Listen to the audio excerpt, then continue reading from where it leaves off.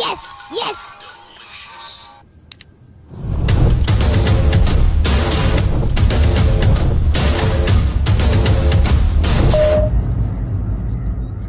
नानी नानी रे, ए नानी नानी रे नानी। का रे का ह? मामा फिर से पैसा निकालने वाले। फिर से पैसा निकलने बा कता ना? कुछ ना 10,500। हे भगवान, ये तो लड़का बुझात है बर्बादे करके छोड़ी है। यस, केकर मैसेज आ गई मामा के। नानी नानी अब की बार 8,000। हे भगवान, अब तो कुछ सोच ही के पड़ी। केकर मैसेज आ गई। नानी नानी फिर से मामा पैसा निकालने वाले। केता ना 30,000। ना हम खाए ना गुडुआ के खाए दे। हम बता देतनी, देतनी नाना का फोन लगा। ठीक बा, ला। बाला की माई खुश रहा हमार बाबू। सुना ना, ये तो नासपीटा हमनी का बर्बादे करके छोड़ी है। सारा बैंक का पैसा निकाल निकाल उड़ावता। तू कब ले आई बा? माई चिंता मत कर, रिटायर हो गल हई। 2 दिन में रुपया पैसा लेके पहुँचता नहीं। ए बाबू, लागता कि हमनी के दीवाला निकाल के पूरा अनर है का रे?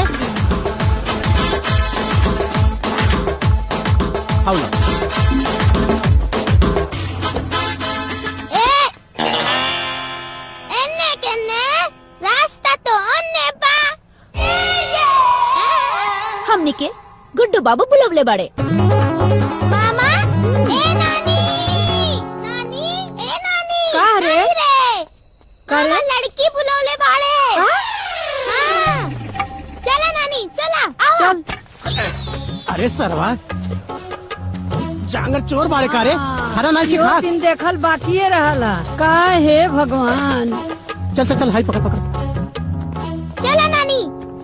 अच्छा का रे, ऊ तो बलेला बढ़ ही बा। हाँ। आ तोहनी का तो ओकरो से बलेला बड़ा सन।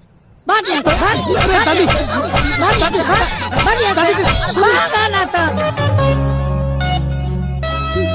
आज हमार लाश गिरी आ चाहे जेल जाए, बाकी तोहरो लोगन के सुधार के छोड़ा। भाग, भाग, भाग यहाँ से, ठोकने के भाग, भाग, भाग।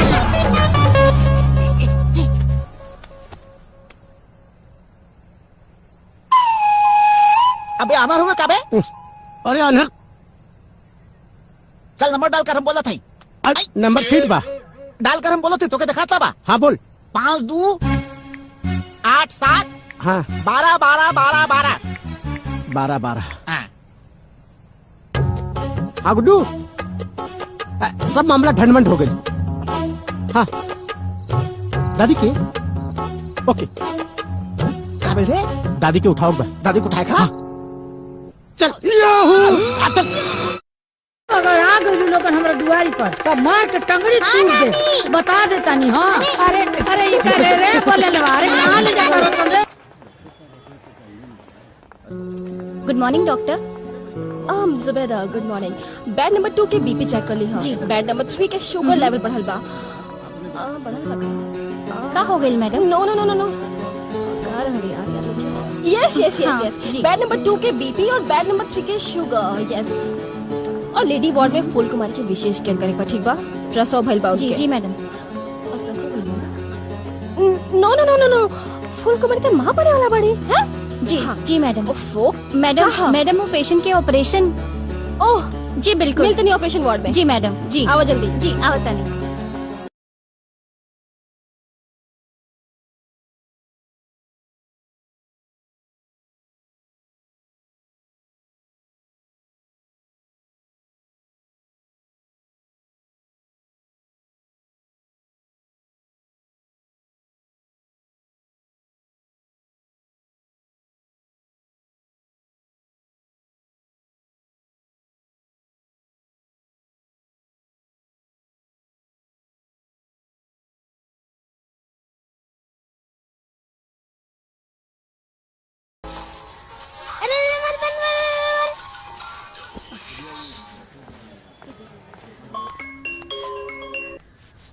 हेलो। ए एंटीबायोटिक नानी की बीपी चेक भइल की ना? हाँ काले चेक भइल रहे। काले चेक होई विटामिन। अच्छा ए इडियट, ये बतावा हमारे मल्टीविटामिन किसन बाड़े के मामा? हाँ पैर जमीन पर है, सर आसमान पर है। आपका मल्टीविटामिन अपने निवास स्थान पर है। अच्छा तब तो आज ही बीपी चेक होई। क्या रे हेलो। केकर खबरी बनल बड़े? हेलो। केकर खबरी बनल बड़े? क्या हुआ कि तोहरा के का लेवे देवे के बा? अच्छा। बोला बोला। बगिया ना रहती तो बता देती कि कितना लेवे देवे के बा। बुझा गईल। ए नानी तोर बीपी चेक करे डॉक्टर आई नावत बाड़ी। हाँ?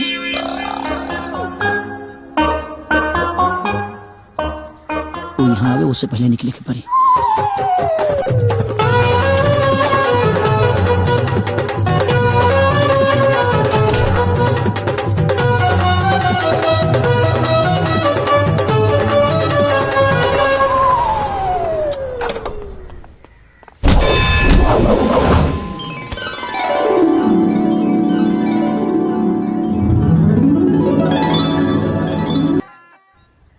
क्या जी आप तो छा गए, बिना कुछ किए ही गोद में आ गए। तेरे पीछे पागल हूँ जालिम, जाने कितने साल महीने से। अब तो पत्थर न बन जालिम, सटा ले यूं ही सीने से। देखो पेट नहीं भरता है लव के टॉनिक पीने से। छोड़ो बदबू आ रहा है तेरे पसीने से। लगा लव की टॉनिक देहे की पड़ी।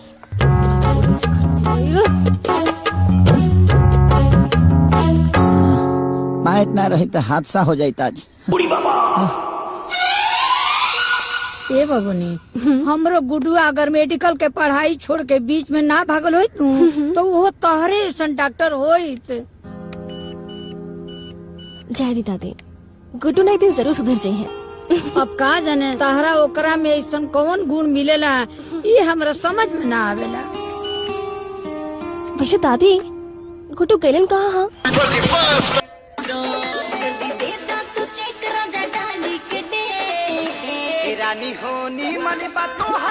अरे 24 घंटा खाली हमारे नाम से तोरा एफएम के स्टेशन चालू होला। अते अपना बेटा के करतूत नहीं की देखो। का रे तोरा अपना बाप के बाप कहे में शरम आवेला का? शरम? ये इतना ना घिना देला बड़े नु कि का मुंह में करिखा लगावे के मन करता। बतावा ऑर्केस्ट्रा वाली के मुंह में पैसा धरावता रे, आ कमर में हाथ डाल के लपकावता रे। पूछी का से पूछ, अब तो एफएम बंद हो गई। अरे का पूछी, वो अपन कमाई लुटावता, तोर कमाई देखे न लुटावत। हैला तनी मक्खन खा ल, ताकत होई। हाँ ला अभी कहाँ ताकत पाई का, और ये फाट जी है मक्खन खा के। बुझा गई? अब तक ना पूछबे कि कहे ऑर्केस्ट्रा में जाके हिलावता रे। अब हम इनका से ना पूछब, अब हम तोरा से पूछब। रे झुंझुनुआ तनी खाता बहिले होता ले आवे एकरा के सुनाओ। कृपया ध्यान दे। बाबूजी ध्यान दे देब नु तहिया त दुनिया में ना रहबे। बुझा गई? अरे रुक जा। गुड्डू बाबू द्वारा एक हफ्ते में बर्बाद की गई राशि 2,16,000 मात्र है। अरे मत मार रे एकरा के, मत मार। अरे मत मार रे, हाथ कापी। सब रखबे हमार। अरे कुकुर, अरे तू भोगिना के ऊपर हाथ छोड़ दे रे, तोर हाथ कापी रे। एगो बात बताओ, देखब सुधर बे? तोरा नजर में न तो पैसा का कोनो कीमत हो, न तो समय के। दिन भर अपना हमारा यार दोस्तन के साथ टक टक टक घूमत रहा, नाचत रहा। सुधर जो। तोरा से बात करता नहीं, सत्यनारायण बाबा का कथा नहीं के सुनावत। बेटा हमार बदकिस्मती रहे कि उचित इलाज के अभाव में तोहर माई मर गई। सोचनी कि तोरा के पढ़ा लिखा के डॉक्टर बना दी, जौना से केहू के लड़का दवाई के अभाव में टूअर ना हो गए। लेकिन तू तो मेडिकल के पढ़ाई बिचोए में छोड़ के चले ला। तारा खातिर पैसा के पैसा ना समझनी, पानी की तरह पैसा बहनी, न कबो रोक कहनी न टोक कहनी। जौन तुहार मन करस तौन कैला। बाकी तू हमरा भावना के कबो कद्र ना कैला बेटा। ए बाबू ई तारा भावना के कदर का करी? जब ई तारा के कुछ बुझते नहीं खे तो ई भावना टावना के का कदर करी हो? हाँ तो ठीक बा, ना करे तो कान खोल के सुन लो। अब इन जमीन जायदाद रुपया पैसा घर द्वार कुल तोहार बा, लेकिन बाकी खातिर हमरा सोचे के पड़ी। हाँ सोचे के पड़ी। हाँ सोचे के पड़ी। तो का करब? हमरा के घर से निकाल देब? ना ना। हाँ तो ये नु करब कि रुपया पैसा ना देब खर्चा खातिर? ना ना वो कोनो बात ना। तो का करब? ब्याह करो। हाँ, सुनो तारा काला से हम बियाह ना करब, ठीक बा? ऐसे के हमारा भी खेले खाए के उम्र बा, आ यही उम्र में गाला के फांसी ना लगाब हम तहरा कहला से। है बेटा। हाँ गलत फहमी में मत जिया। हाँ। हम तोहरा ब्याह के बात नहीं के करो, तब अपना ब्याह के बात करता नहीं। बाबूजी हाँ बियाह करब? हम करब। सुना तारू, अब एफएम चालू ना होई चालू। शहर में कुछ रखले बड़का वही सोच लो। हाँ हाँ ए धरती फाटा ना हम ढूकी हो। हई देख लो, तू कह तारू ना और हई मलिदा खियावा, मलिदा फाट जी है कहियो मलिदा खा के बियाह करी। दिमाग हमार खराब नहीं क्या भाई, इनकर खराब भइल बा, इनकर। घींचा लो खा के फाट जा। अरे चल फाट जा। बाबूजी बताएं भैया। तनी लेटेस्ट मोबाइल दिखाओ भाई। ये है भैया लेटेस्ट मोबाइल।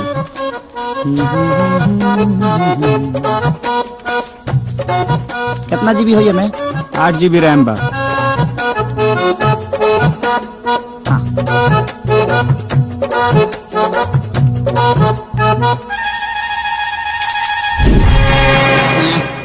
कैमरा बड़ा मस्त बा भैया। पैसो मस्ते होई। सही कहा था हुआ। कितना दाम बा भाई एकर? 29,600 रुपया भैया। 29,600। कोनो बड़का भारी बात नहीं के ना। ला हई कार्ड ले ला। पिन नंबर डालिए।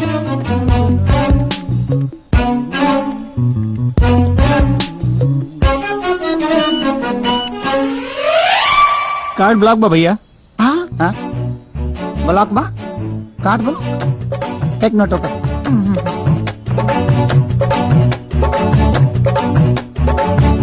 कस्टमर केयर सेंटर में आपका स्वागत है। जी देखिए वो हमारा कार्ड ब्लॉक हो गया है। आप अपना नाम बताइए प्लीज। जी गुड्डू। गुड्डू?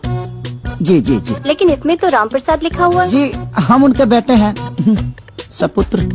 सर कार्ड तो उनके नाम पर है, उन्होंने कार्ड ब्लॉक कर दिया है। कैसे ब्लॉक कर देंगे? कार्ड तो मेरे पास है, आप कैसे ब्लॉक कर देंगे इसको? देखिए गाड़ी किसी की हो लेकिन सवारी तो हम ही करते हैं ना। हम उनके बेटे हैं, वो हमारे बाप हैं। I am sorry sir, card जिसके नाम पर होता है वो उसे ब्लॉक कर सकते हैं। सर इसमें हम कुछ नहीं कर सकते। कैसे हो सकता है? एक काम करिए, छोड़िए 10 मिनट के लिए खाली ब्लॉक हटा दीजिए, हम मोबाइल ले लेंगे फिर ब्लॉक कर दीजिएगा। सर यही हमारा नियम है कि जिसके नाम पे कार्ड होता है बस वही ब्लॉक कर सकता है और वही चालू कर सकता है। देखो तुम्हारा नियम 370 वाला नहीं है जो नहीं हटेगा, आखिर वो हटा ना। 10 मिनट के लिए हटाइए ना कि हमारा काम हो जाएगा ना रे। हाँ sorry sir, I can't help you at this moment, your time is up. Hello hello hello, काट दे लॉस।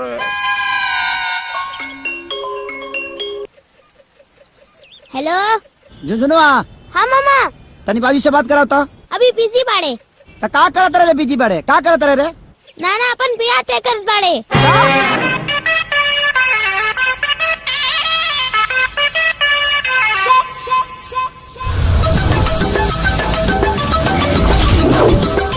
हाँ तो जजमान आज से 8 दिन के बाद ज्येष्ठ शुक्ल सप्तमी दिन शुक्रवार तिलक खातिर शुभ दिन बा। क्या बात? और आज से 10 दिन के बाद ज्येष्ठ शुक्ल नवमी दिन रविवार शादी खातिर बहुत शुभ दिन बा।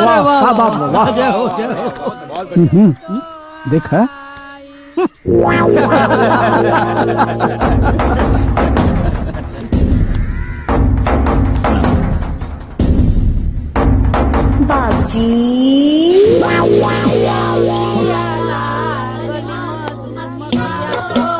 अवतारी दुलाइन हमारे बेलिया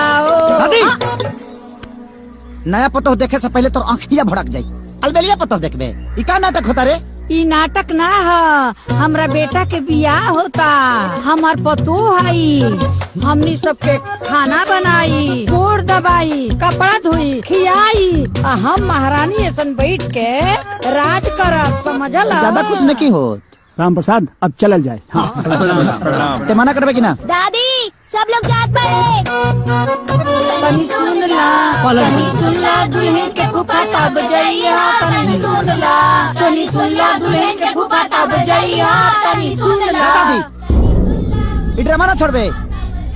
ये ड्रामा ना हरे, अपना दोनों कान के पर्दा खोल के सुन ले, ये हकीकत है, समझ ले। हट जाए के अपना बेटा के आशीर्वाद देवे हमरा के।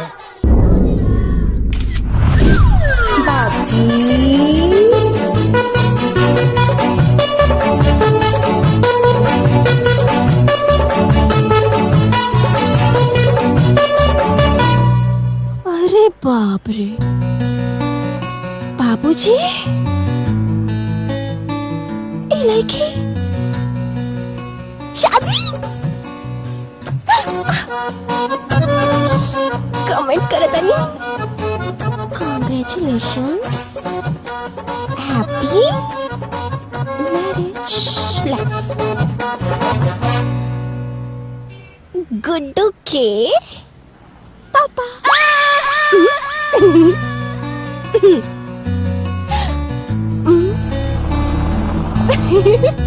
ये गोलुआ।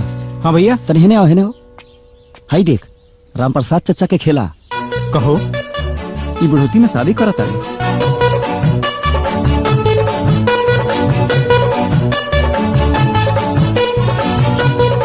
हे पंडित जी ई देखा। अरे का दिन में पतरा में लागल रहला, ई देखा तो सही। राम प्रसाद जी का डलले बाड़न, देखा दूसर बियाह के खबर डलले बाड़न। इहो बुढ़ारी में सठिया गइल बाड़े। जायदा का गुड्डू सुना तानी तार बाबूजी बियाह करत बड़े का? का सुन ले बड़े? अब जौन सुन ले बानी उहे बताओ तानी।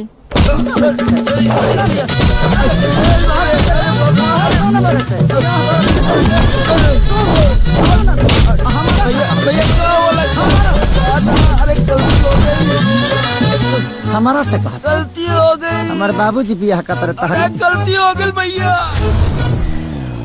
कहाँ रे गुडुआ?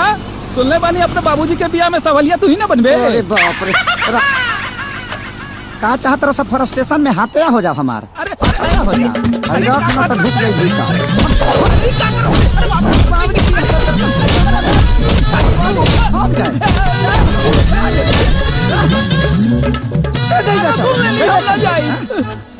हम सुन ली है, मर्डर हो जाई, मर्डर। मुझे गाँव में सुन ली है।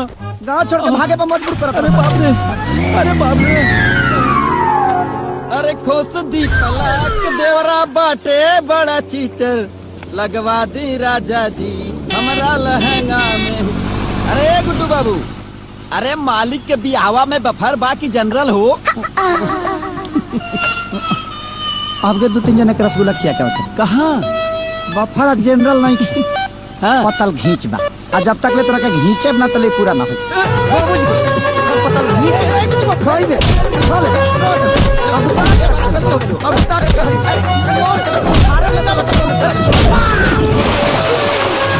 बफर खाई। अरे वही मेरा गलती हो गई।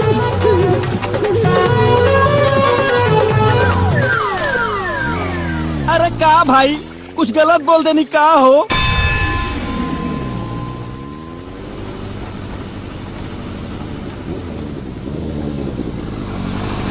ये गुडुआ नौकी माई का फोटो देख ले। हाँ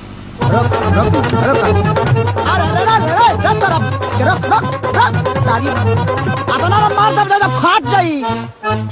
साफा दिमाग खराब हो गई बा हमार, दिमाग खराब कर ले बरसा हमार। धनाजी तो देख लेती है के मिनट में। गाँव भर पागल करके धैले बड़ा सा। आवतानी बुढ़ौरो का, आवतानी। धराजा धराजो खाली। अरे गुड्डू, अरे यार अभी अभी जस्ट फेसबुक पे ना पापा के फोटो देखनी है नौकी मम्मी के साथ। अरे यार उन्होंने तो लाइक भी कहीं नहीं, कमेंट भी कहीं नहीं कि हैप्पी मैरिज लाइफ। और शेयर भी कहनी। अच्छा शेयर कर देलो। हाँ। और कोनो काम नहीं है? उ तो पगलाइए गल बड़े, तारो दिमाग खराब बा। अरे रे शांत हो जा, हम तेरे तो पूछता नहीं क्यों नहीं सच में बा कि फेक बा। सच बा कि फेक बा? शेयर के लेके बात पूछा तारू। पूछा तो नहीं तो बता दो सच ना। बा। सच बा? अरे यार बात तो सच बा लेकिन ठीक बा हमके ए बात की तकलीफ बा ना कि तार बुढ़ऊ बाप जन बाने ना तार शक्ल देख के लगा था कि बहुत अत्याचार के लिए बाड़े। अरे जिकरे घर में जवान बेटा बा ओकर बुढ़ऊ बाप बियाह कैसे कर सकेला? ए जुल्म के ऊपर ना तोरा के एक ठो सोशल मीडिया पे आवाज उठावे के चाहिए। हम तोरा साथे बानी चला। मैंने शेयर के से पहले समझ में ना आइल कि हमारा आवाज उठावे की चाहिए कि ना। आ? पता ना रहला तोर मुंह गोबर जैसे हो जाए। मैंने उ तो पागल कहिए देले बड़े, तेहू पागल करबे। अरे ना हम तो ये सोच के एक्साइटेड बने ना कि सास पतोह के एक ही मंडप पे बियाह, एक के बैंड बाजा बारात। लेकिन एक बात की कंफ्यूजन बा हो का कि एक के दिन हम लोग के सुहागरात होई, एक ही दिन लइको होई, तो तोहर भाई और अपन लइका हम कंफ्यूज बाने कि अपन लइका खिलाए कि तोहर भाई खिलाए। मैंने देखे अपने इतना लंबा सोच लेता रे। हाँ। खत्म हो गल बड़े कारे, उ तो पागल हो गल बड़े, तोरो दिमाग खराब बा। हट हट। अरे बता के तो जा के खिलाए हम। ए सुना गुड्डू, बड़ा कंफ्यूजन है।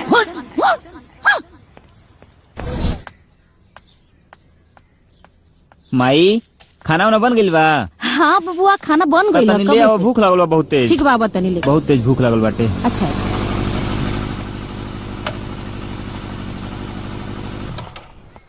ई रोरा लोगन के हैं? जौने जवान बुढ़वा से अपन बहन की बियाह करा तारा वही के जवान बेटा हमारे राम प्रसाद जी। अहो भाग्य हमारे कि हमारे घर राम प्रसाद जी के पुत्र श्री पधारे। अच्छा एक बात बताई, भोजन में रोलन का ले, मुर्गा की मछली? जहर बा ना तो ले पूरे बाजार से तो मंगा लो जल्दी से। कैसे तरह दोनों जना के खा के मरे के पड़ी। ए बाबू बिटिया के बियाह के समय पर अशुभ मत बोला, शुभ शुभ बोला बेटा। रोलन बियाह करता नहीं, जीते जी अपने बेटी के सलाद करता नहीं। जवान आदमी 4-5 साल के बाद ओकर स्थिति न रही, जल्दी पलांटी मार दी। वो आदमी से बियाह करते रहुआ, आँखी पे पर्दा पड़ गई बा कि बेटी सौतली है रहू। अरे जीते जी अपना बेटी के नरक में भेजा नहीं रहुआ, नरक में। ओकरा के का दे सकेले रहुआ? कुछ ना, एगो विधवा के लिबास दे सकीले। ए माई तू जा तो जा जा जा जा। लागत के पगला गई है। बहुत कुछ रह जाई। रउरा हमरा के पहचानी है ना? हमरा चेहरवा पर सी लिखल बा का? जी। जब तक राम प्रसाद जी के सारा जायदाद हमरा बहन के नामे ना हो जाई ना, तब तक हमरा बहन के बियाह रउरा राम प्रसाद जी से नहीं हो सकत। छी छी छी छी छी, संपत्ति के लालच में आके भाई होके इतना घटिया काम करा ताड़ा। तो का रउआ लोग समाज सेवा खातिर परेशान बानी? नहीं ना धन दौलत खातिर परेशान बानी। ए हमार ना होके वाली माई, तू एकरा के में शामिल बड़ू जो हट हट हट। तू कुछ कला, लेकिन हम बियाह ना होके दे तो ना होके दे। ए इस शादी होके रही। एगो कहावत सुनले बड़ा ना कि मियाँ बीबी राजी तो का करी है गाँव के काजी। हाँ जी। अब देखा तारी को बुढ़वा बारात कैसे साजी। चल रे जा जा, देखा तने हम हूँ गई। आवा तू तिलक लेके। ठीक बा हम देख ले। जा तारा रेप ना करी तो हम राम प्रसाद के एकलौता बेटा ना। ठीक बा जा जा, हम आवा तानी। अरे गुडुआ के फोन।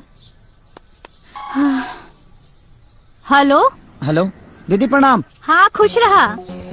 जितना जल्दी हो सके जीजा जी के लेके तू घरे आ जा। का बात बा? का भाई? बाबूजी बियाह करता रे। पतो उतारे के उम्र में मेहरारू उतारत बाड़े, बुढ़ौती में बुढ़घाउस धैले बा। हमार हाल बानी बेटा। ठीक बा फुआ प्रणाम। रिक्शा लेके पैसा दी और हमरा पीछे जल्दी से आ जाई, रुकी मत। बियाह होता, बियाह होता, आई जे। हाँ। सुन, एकरा में तोरा जवन जवन पसंद होखे सब रख ले। हाँ माई हमारा तो कुल पसंद आवता, सब रख ले।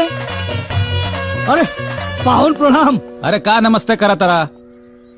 भैया तू माँ बेटा मिल के खानदान के इज्जत मिटा के मनवा लोगन। हाँ अरे जा लोगन, तू लोगन दूर से आइल बाडू लोगन, आराम कर लोगन, चाय पानी कर लोगन, फिर बाद में बात करिए लोगन। हाँ ते तो मत बोल माई, बूढ़ पुरनिया होके नीमन रास्ता दिखावे के चाहिए, ते तो उल्टा साड़ी पसंद करत अरे। का हो राम प्रसाद भाई, ई उम्र में तो के कौन सा शौक चढ़ गई बा? बाबूजी, रउआ ए उम्र में बिया करब तो कितना बदनामी हुई। अरे एगो बेटा बा, रउआ ओकरा बारे में नहीं सोचत। तोहार ई करनी से ना ओकरे माथे पे मोरियो ना चढ़ी। ये फैसला बदल दे बाबूजी। फैसला बदल दी ना, फैसला बदले की पड़ी बाबूजी। हाँ भैया, ना तो हमनी के जेल धिक्कार है। चुप, सब लोग चुप। चाहे बेटे हो खाए और चाहे बहन, हमरा अपना काम में दखलंदाजी पसंद रह के इसे मुखिया ही अपना ससुराली में दिखाया लोगन।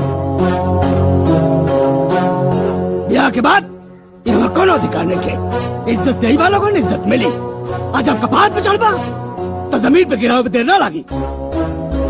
बुझाइल?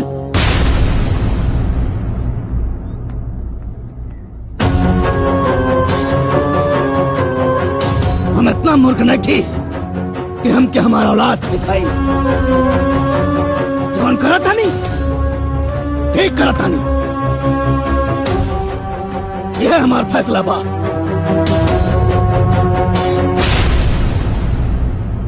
Hello hello mike testing. Hello.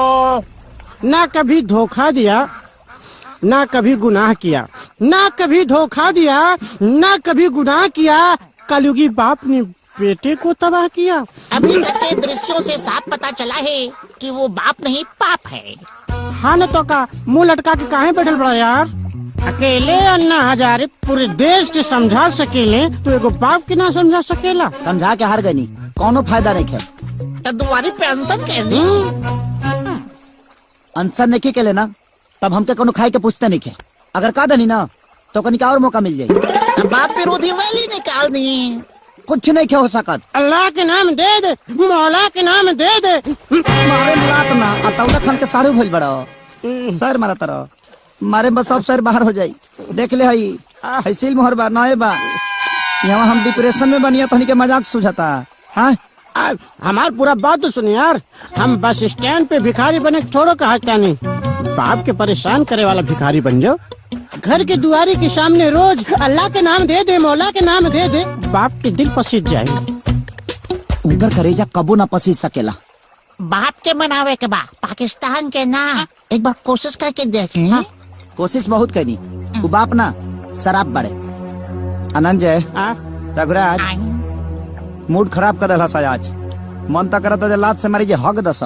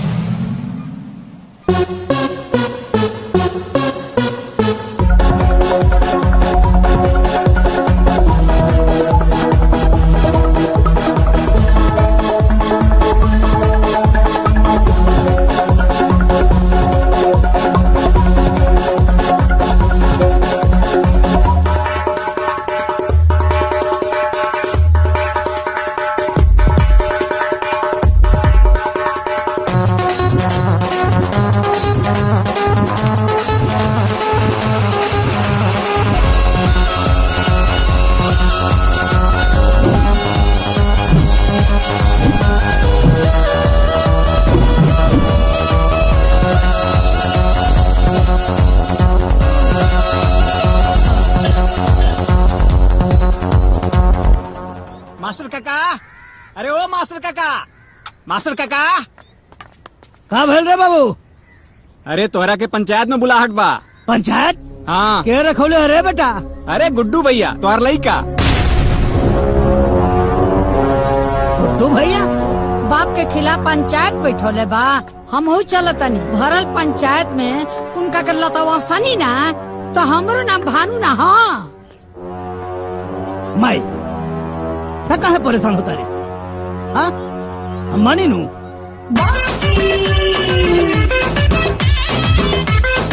चिंता मत कर,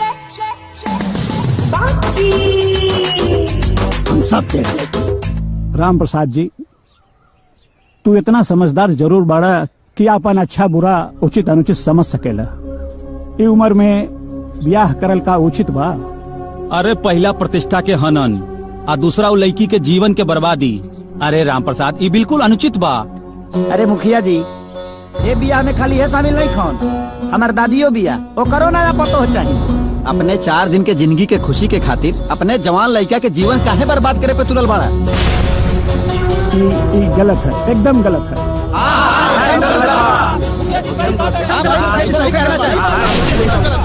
काहे गलत है? मुखिया जी, कौना वेद शास्त्र में लिखल हो कि आदमी अपन जिंदगी अपना हिसाब से ना जी सकेला? बोला। लेकिन अपना उम्र के भी तो ख्याल रखे के चाहिए ना। अब मुखिया जी पंच के बीच में का बताई? अकेले मिलबा तो सब बात बता दे। और हाली पंचायती के बात तो भाई उम्र में हम ब्याह काहे ना कर सकीला? ब्याह के कोनो उम्र होला का? ही करे तो रास लीला, हम करी तो करेक्टर ढीला। जौन पंच बोलौले बड़ा गुड्डू बाबू, ये हमार बेटा ना हवे, ये हमार बाप हवे, बाप। इनसे बड़ा नकारा हमारा खानदान में क्यों ना भइला आज तक? इनके डॉक्टर बनावे खातिर भेजले रहनी, बीच में छोड़ के चले आइले। पूरे पैसा के सत्यानाशी। इनके पैसा दा देखा हीरो बन के घूमत हवे, जूता कपड़ा सब चाहिए इनके। एटीएम मशीन में से कुल पैसा खाली हो गई। हीरो बन के घूमत हमारा लत्ता बिन बा तू। तुहारू करम बा कि एक दिन तू नकारा बन के घूमबा। ये बेगैरत इंसान हवे। देखा हमारा ई पंचायती मंजूर नहीं की। ई काम चोर आदमी जवन मन तवन करे, हम ब्याह करब तो करब। सुन ले लो भाषा निकार, हम कद चोर हैं, हम नकारा हैं, हम निकम्मा हैं, हम हैं या रह हमार बटवा दिलो। अच्छा क्या दूर खरीद ले बड़ा? क्या दूर खरीद ले बड़े? ले दे कि तो पुरखा पुरनियन के को घर बा 5 कट्ठा के बांट ले ले एक हिस्सा हुई में। अब बाकी रहल अपन धान जौन अर्जित कैले बानी नू, और मन एक चवन्नी ना मिली तोरा, एक चवन्नी।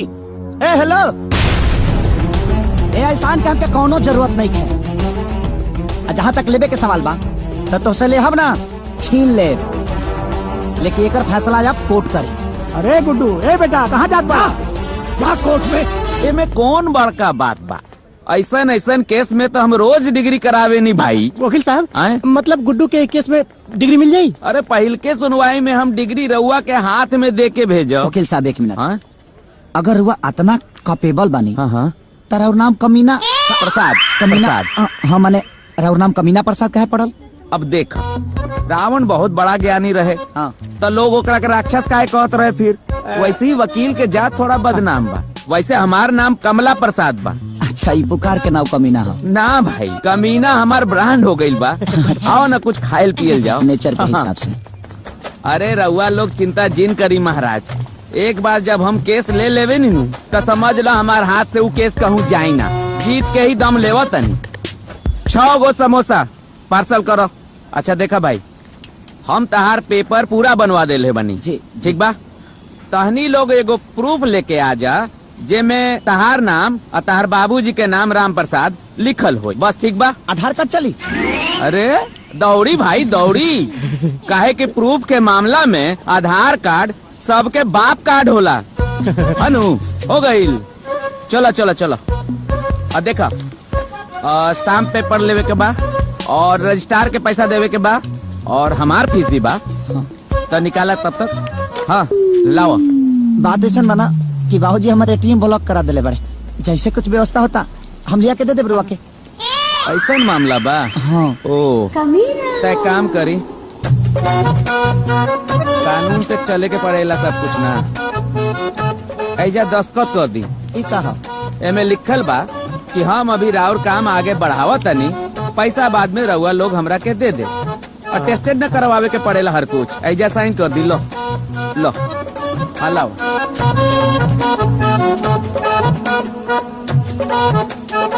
ठीक बा जी, चलो। साहब पैसा पैसा। ए भाई पैसा ना देहनी, पैसा दी। अरे यार पार्सल तू लेला तो पैसा हमने के कह के दीजा। अरे लो कर देला ना बात। कोर्ट कचहरी के कुछ नियम कानून भी होला। देखो, कोर्ट कचहरी पुलिस थाना के चक्कर में जे लोग पड़ेला, बड़का बड़का राजा लोग के राजपाट बिल में घुस जाला। पैसवा दे दो, रिवाज होला ई सब। एगो बात कही, हाँ तहर नाम कमीना के रखा? अरे कमीना प्रसाद नाम बा भाई। हाँ, कमीना प्रसाद जी ई नाम रउर के रखल? नाम हमार कमला प्रसाद बा। कमीना तो ब्रांड हो गईल बा। पैसवा दे दी, ना समझ में आई। दो ना भाई पैसवा। क्या पैसा भाई? 50 रुपया। ली लाओ। पुरानका अकाउंट वाला भी क्लियर कर ली। अच्छा, हनु चलो आओ। अरे चलो भाई, कोर्ट कचहरी में तो झेल। बाबजी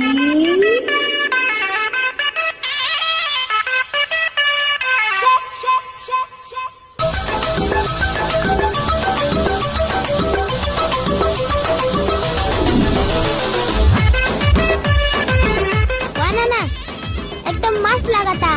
हैंडसम लगाता नहीं बेटा? हाँ, बहुत हैंडसम। अरे तेरा नाना हैंडसम है ही है। क्या होता? वाह नाना वाह। ओ, तहे बुढ़ाओ के जेंटिंग पेंटिंग होता। बुढ़ा किसको बोला जी? आई एम नॉट बुढ़ा। बुढ़ा होगा तेरा दद्दू। I am Ram Prasad. ओके? हाँ जी। नाचवा में का कहला सानन जे? हाँ तो गौर करिए। सीमेंट बालू से कभी मकान नहीं होता, बिना सीमेंट बालू के कभी मकान नहीं होता, और काली कितना भी पोत ले कोई बुढ़ा कभी जवान नहीं होता। हमने के पुरानिया लोग कहला कि जवन जवानी में कल जाला तो बुढ़ापा में भोगे के पड़ेला। और जवन बुढ़ापा में कल जाला जवानी में भोगे के पड़ेला। बुढ़ापा में से जवानी में केंगा जाई रे? उनकर वाला गोलियां ते खतरी मारे नीचे से निकल जाई, बुझाई? कितनो लाल लगाम लगा ले केहू, लेकिन घोड़ी ना मिली। अच्छा पुरानिया बैल के कितनो चोकर खिया दे केहू। अच्छा ज्यादा ना जोती।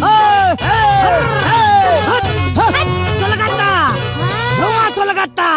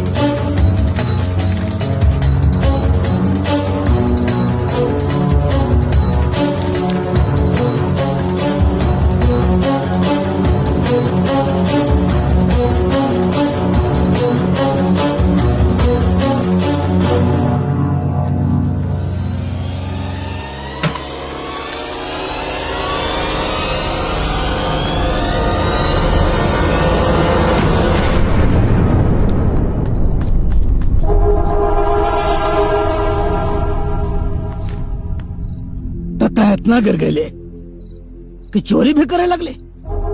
कच बात देखा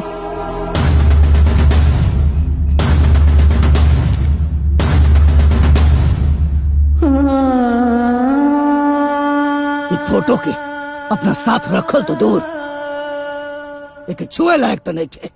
अब ये फोटो छीनने से क्या फर्क पड़े वाला बा?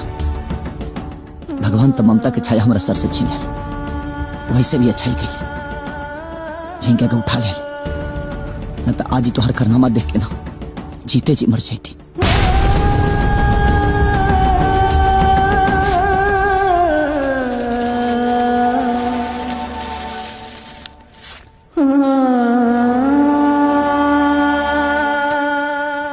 ऐसे भी ये फोटो की जरूरत तो हो क्या अब की।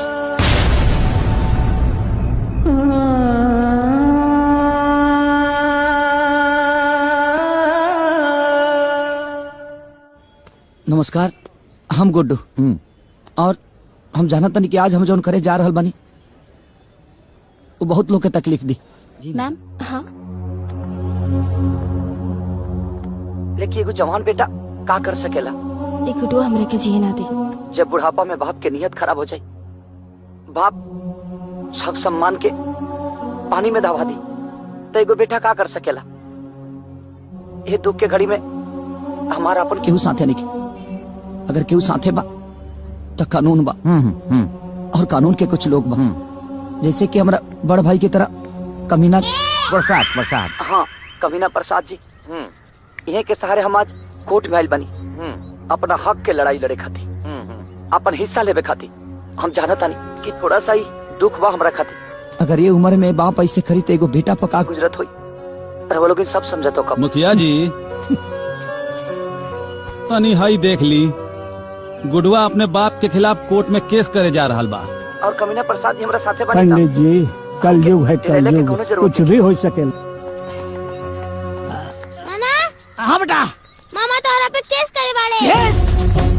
नानी केस कैले बा। नानी मामा नाना पे केस कैले बाड़े। हाँ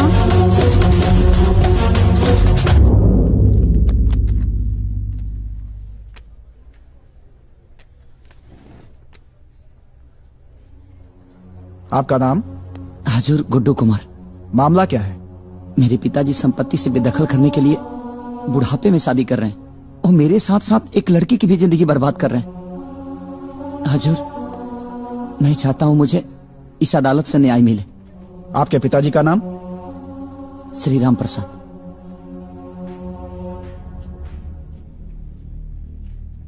आप झूठ बोल रहे हैं। क्या? आधार पे आपके पिताजी का नाम श्री राम सेवक प्रसाद है।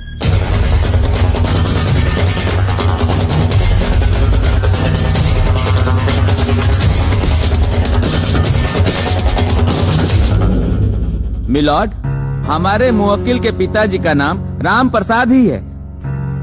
आधार कार्ड में टाइपिंग मिस्टेक की वजह से कुछ गलत प्रिंट हो गया है। गलती चाहे जो भी हो, लेकिन इस आधार कार्ड के साक्ष्य के अनुसार राम प्रसाद गुड्डू के पिता नहीं है। अब इसलिए अदालत गुड्डू को अगली सुनवाई में असली कागजातों के साथ उपस्थित होने का हुक्म देती है। Court is adjourn. हो जाए बाद में हुई हो जाए। आवो तो सही, आवो। ढंग के पेपरे तैयार ना रहे और चल देला अदालती कार्रवाई में भाग लेवे खातिर। अरे पहिल के सुनवाई में जज साहब के शक हो गई ना यार। अरे यार ते में हमार कौन गलती बा? आधार कार्ड हमारे घरे बनेला। कौना दुनिया में रहेला महाराज? हतना दिन से आधार कार्ड लेके पॉकेट में घुमा तोड़ा, ओमे का लिखल बा ना लिखल बा लौकल नहीं खे कबो। डॉक्टरी पढ़े वाला और आधार कार्ड न देखला अपन। अरे पहले ही सुधर गईल रही तो अब आज ही लफड़ा न भइल रही। अरे तो पहले ना सुधरल तो अब सुधर जाई। हाँ चल आधार कार्ड ऑफिस पर। सुना ये आधार कार्ड ऑफिस सेकेंड सैटरडे के हाफ टाइम हो गई, मतलब बंद हो गई हुई। अभी बहुत जोर से भूख लगल बा, दबा के खाए के मन करता है। भूख लागल। एगो काम करस, तानियो को खा लिया सा और किलो साहब के भर पेट खिया दिया। ठीक है। ए भैया पैसा वकील साहब दे दे। ए 3 प्लेट छोला भटूरा। अरे ना हो, चाय 3 गो चाय। हाँ भाई, हम अपना पैसा से खाली चाय पिए नहीं, बाकी सब क्लाइंट देला। बैठो। कमीना। बस पार्क कर। आज काम हो जाए ना? हो जाए। क्या बात है? ये आधार कार्ड में फादर्स नेम करेक्शन करवाए के बा। हो जाएगा तो कर दीजिए। रजिस्टर मोबाइल नंबर है ना? हाँ है। जो करेक्शन करवाना है लिख के दे दीजिए, 1 हफ्ते के बाद हो जाएगा। अरे यार 1 हफ्ता बाद अब तब ले तो के पता बस सारा खेला ही बिगड़ जाये हमारा। अरे भाई ये सब काम यहाँ नहीं होता है, सरकार के पास भेजना पड़ता है और टाइम लगता है, जिसके कारण तब तक अपना खेला चलाइए। आप समझ नहीं रहे, हमारे जीवन का सवाल हो, हमको अभी चाहिए। अरे यार गजब पागल हो, तुम्हारे जीवन का सवाल है, मेरे जॉब का सवाल है। सरकार से सैलरी लेते हैं, तुमसे नहीं, समझे? अब एक प्रोसेस होता है, एक प्रक्रिया होता है सरकारी काम में, तब जाकर वहाँ पर काम होता है, समझे ना? बाद में आइएगा। सरकारी यार बता बा, कहीं पति के नाम गलत, कहीं पिता के नाम गलत, कहीं पिता के नाम गलत, पूरा जीवन सरकारी दफ्तर में बुला के नाश कर रहे हैं। अरे भाई बाहर चलिए, बाहर चलिए। चलो अरे बाहर चलिए। एक मिनट। अरे भाई चलो, सॉरी चलिए आप लोग। चलो बाहर यार, बाहर चलो यहाँ से।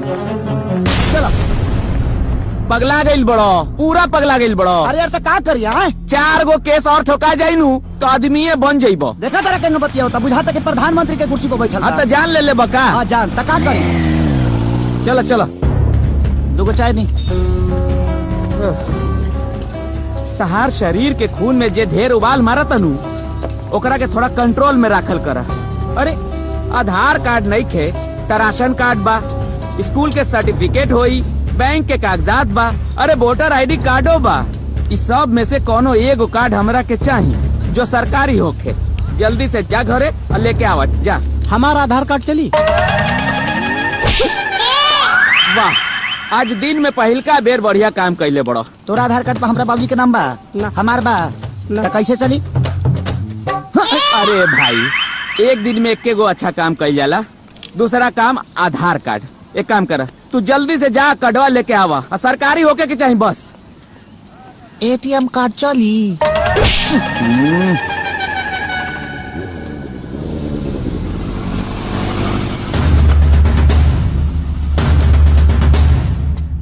रुका मामा, तार एंट्री नहीं खे।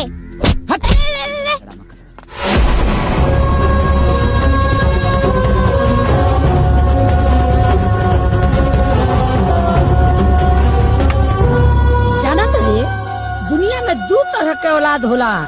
एक सुपुत्र जे अपना माई बाप के तीर्थ प्रयाग ले जाला, आ एगो तोरा ऐसन कुपुत्र जे अपना माई बाप के कोर्ट कचहरी घुमावेला। समझ ले? खबरदार जो ये घर में घुसले, तोरा ऐसन कुपुत्र के हमरा घर में कोनो जगह नहीं के। चल बाहर निकल। हमके माफ कर दे दादी, हमसे बहुत बड़ी भूल हो गई दादी। हमके बहुत पछतावा दादी, बहुत पछतावा। ये सोच ले ना, गुडुआ आई तोरा गोड़ पगिरी, गिड़गिड़ाई, माफी मांगी तो सॉरी, ऐसा कुछ ना होई। आज ले नहीं गुडुआ के बर्दाश्त कैले बा और ना ही करी। हमहू राम प्रसाद के बेटा हई। तो जरा बुढ़ारी में इतना पावर बा तो सोच हम तक जवान बानी। अब जब तक ले कोर्ट के फैसला ना भाई तब तक ले दरवाजा पर पैर ना रखब। हमार बात दे। बात दा? ये घर हमारा कमाई से बनल बा। घर तोहरा कमाई से बनल होई, लेकिन दुआर पुश्तैनी हो ना, एमे हमार हिस्सा बाकी ना। यही महल के सामने है ना पनाली गिरा आ खूंटा गाड़ के रहा। ठीक बा, हमारा कोनो एतराज नहीं। ठीक बा।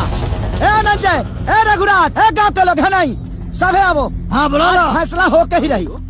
सुन ले आई गुडुआ अपने बाप की तरह बेईमान ना हो।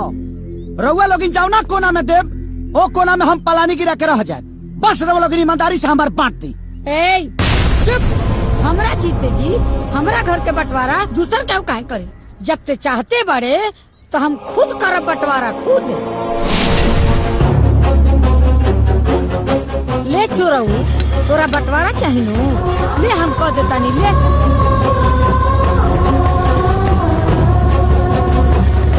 ए दादी, ये तू बहुत गलत करत तारू। हमारे गुड्डू भैया के भगवान राम जैसे बनवास भेजे तारू। गलत करत तारू दादी, हमार बात तो सुना।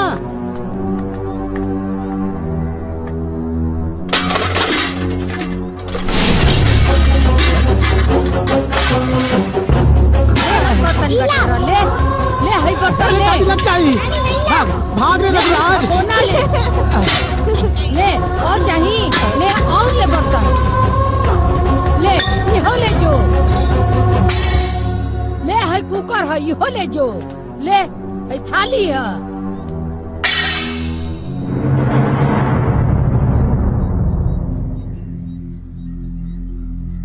आज के बाद ते हमार बेटा ना पट्टेदार है वे।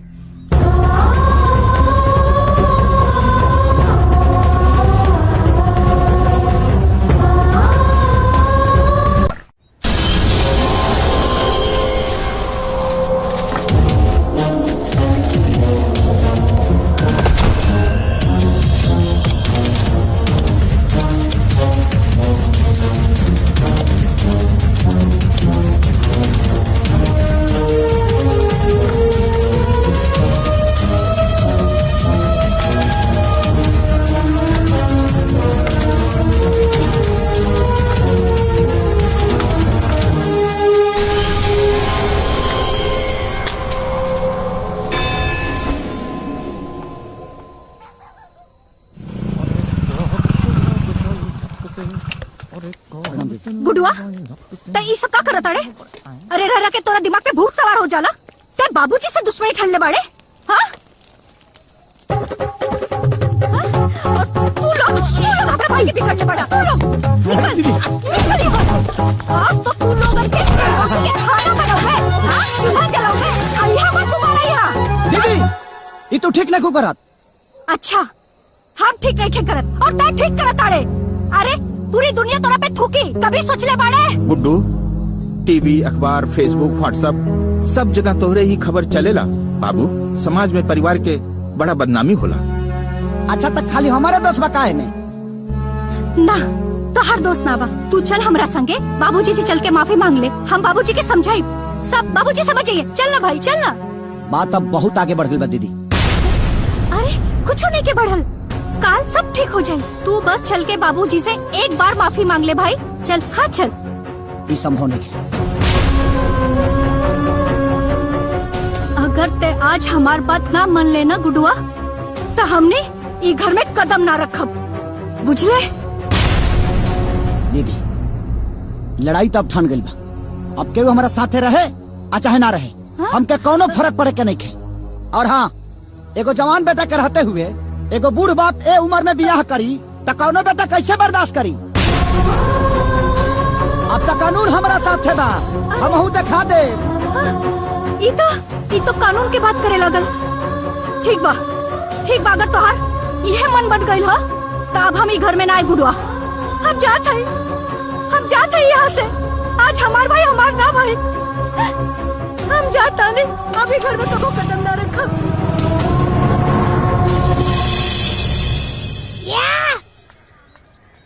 ए नाना।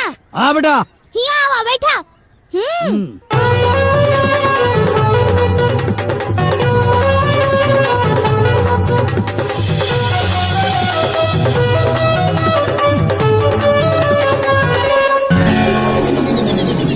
माई। हाँ बाबू। कहाँ गए रहले हरे? अरे गई रहनी है, सगुन उठावे के बा, गीत गावे के बा, हल्दी कूटे के बा, लड्डू बने के बा, बड़ी काम बा। मेहरा लोग को बुलावे गई रहनी है। माई कुल धोती साड़ी आ गई कि ना? आ गए। सही वाला कपड़वा? हाँ सब। जेवर कुल बन गई बाबू। हमार शेरवानी आयल कि ना रे माई? अरे आ गई बाबू। अब मर्सिडीज गाड़ी बुक हो गई हमारा खाते। सब तैयारी बा एकदम। माई तैयारी बढ़िया होके के चाहिए, कहे से कि दुल्हा बन के जाई ना। हाँ और तो पूरा जवार देखो। सलंदर जी मालिक। कार्ड कहाँ बटाइल? अब आज से शुरुआत करे जाता नहीं मालिक। क्षेत्र जवार में केहू के घर बचा के ना चाहिए जी। सुन, कार्ड की शुरुआत सबसे पहले अपना सबसे खास आदमी के द्वारा करी है। जी मालिक। जो बाकी तैयारी माई बढ़िया होके के चाहिए। हाँ तू निश्चिंत रह। हाँ, छेना वोना कुल मंगा ला, मिठाई उठाई, रसगुल्ला, चमचम। जवार खा के मस्त हो जाए, समझ ले तो बढ़िया मिठाई होके के चाहिए। सबसे खास आदमी शुरुआत करे के होखी गुड्डू बाबू से। मालिक के खास आदमी रउआ से बढ़ के तो केहू ना बा। तो हम सोचनी है कि बरम बाबा से पहले रउआ से ही शुरुआत करी। ई ली अपन बाबूजी के कार्ड।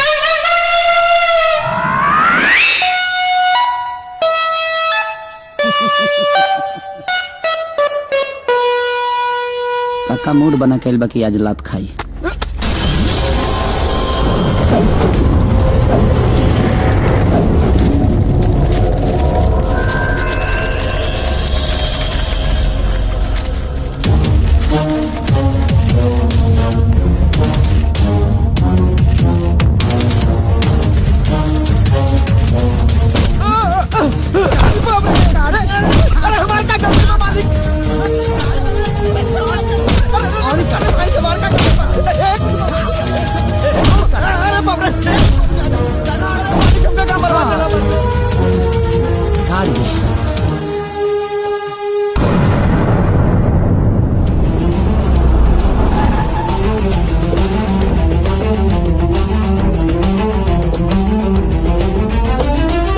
आपके पिताजी शादी कर रहे हैं, इस पर आपको क्या कहना है?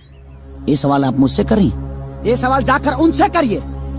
शादी होती है अगर उसका देखने वाला कोई नहीं हो, करने वाला कोई नहीं हो। लेकिन अगर एक जवान बेटा के रहते हुए अगर एक बूढ़ा बाप शादी करे तो एक बेटे पे क्या गुजरती है वो बेटा ही जानता है। अरे जिस उम्र में नाती पोता के उंगली पकड़ा के दुनिया के अच्छी शिक्षा देनी चाहिए, उसे अच्छा रास्ता दिखाना चाहिए, उस उम्र में एक बाप अगर शादी करे अपने जवान बेटा के रहते हुए, तो उस बेटा को तो धरती फाड़ के घुस जाना चाहिए। दुनिया कुछ भी कहे कुछ भी करे, मुझे कोई फर्क नहीं पड़ता। मेरी जिंदगी है, मेरी खुशी है, मैं अपनी जिंदगी अपने हिसाब से जीऊंगा।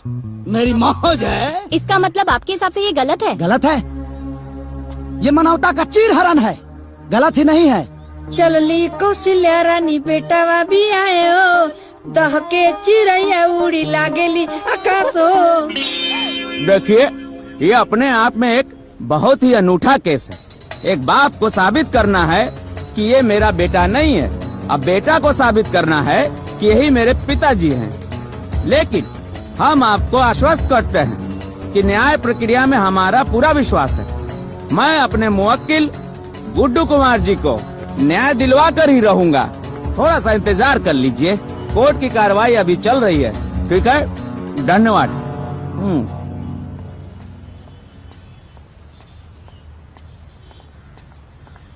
अरे अरे अरे अरे अरे बाप रे, हमरे सोशल मीडिया के हीरो।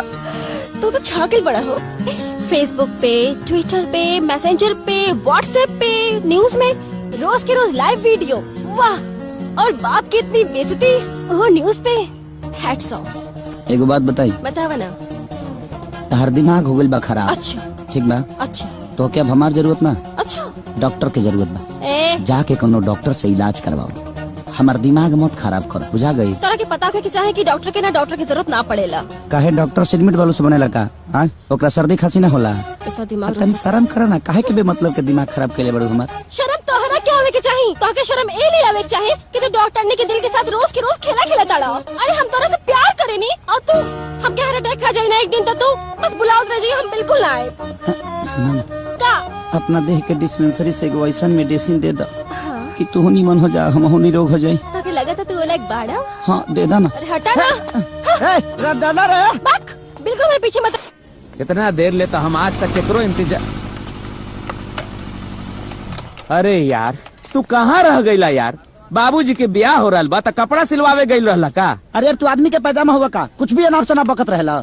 ए बेरा बुढ़ऊ के हिला के आवतानी। बुढ़ऊ के हिला के आवताड़ो मतलब ई क्यों कसे बंटवारा क के आवतानी। औ का हवेली के सामने ही पलानी गिरले बनी जबरदस्त। और ई बात कह कैल बनी कि जब तक ले केस ना जीतब तब तक ले तोहरा चौकट पर पैर ना रखब। चौखट पर घंटा रखबा, घंटा। और जब चौखट पर पैर ही न रखबा तो घर के अंदर कैसे जेबा?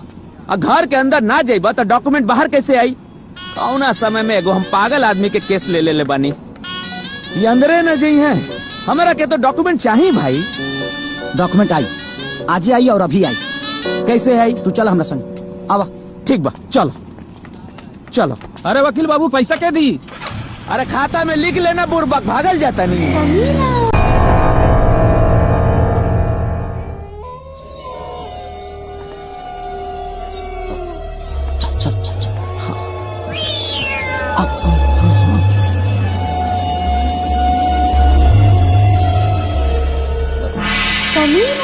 हमरा के कहाँ लेके जात पड़ा यार?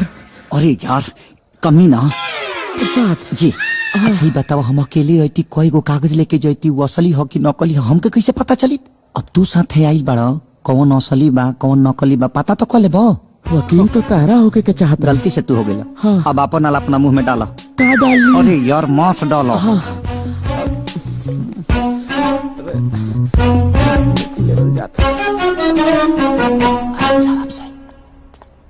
ये भाई 2 नंबर लाग गई। अरे खतरनाक खाता रहे जी, हगबा का हगबा जा। अरे ना ना, फोटो में जाके सही करबा का कि ना पहले हगेंगे उसके बाद सबूत पेश करेंगे। चलो। अरे अरे वाह, कमीना। अरे यार कमीना। प्रसाद। हाँ प्रसाद। जब तोरा 2 नंबर लागल बा तई घुसल जरूरी बा, हगबा है जी। देख के लालच आ गइल है। चल जना काम खतेल बड़ा भूल गेला। चलो। हाँ।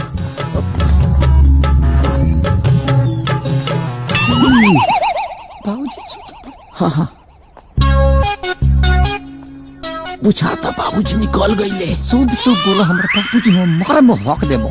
सांस नहीं चलो, सांस नहीं चले, वैसा ही वो का करेले। चलो चलो काम कर। अच्छा। हाँ। ये में तो दूध के हिसाब लिखल बा। देखो दोसर। हाँ हाय दा एमे तो उधारी खाता लिखल बा। सिरहन के देखा ना। ए भाई चेक कर ले कि बाबूजी जिंदा बाड़े कि ना। अरे चल ना रे, छोड़ी रख ले, यहाँ डाल दी है। चलो ना ना ना चल चल चल चल।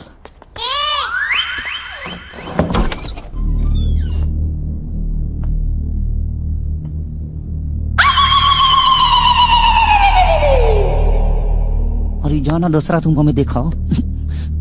हट ना रे, हट।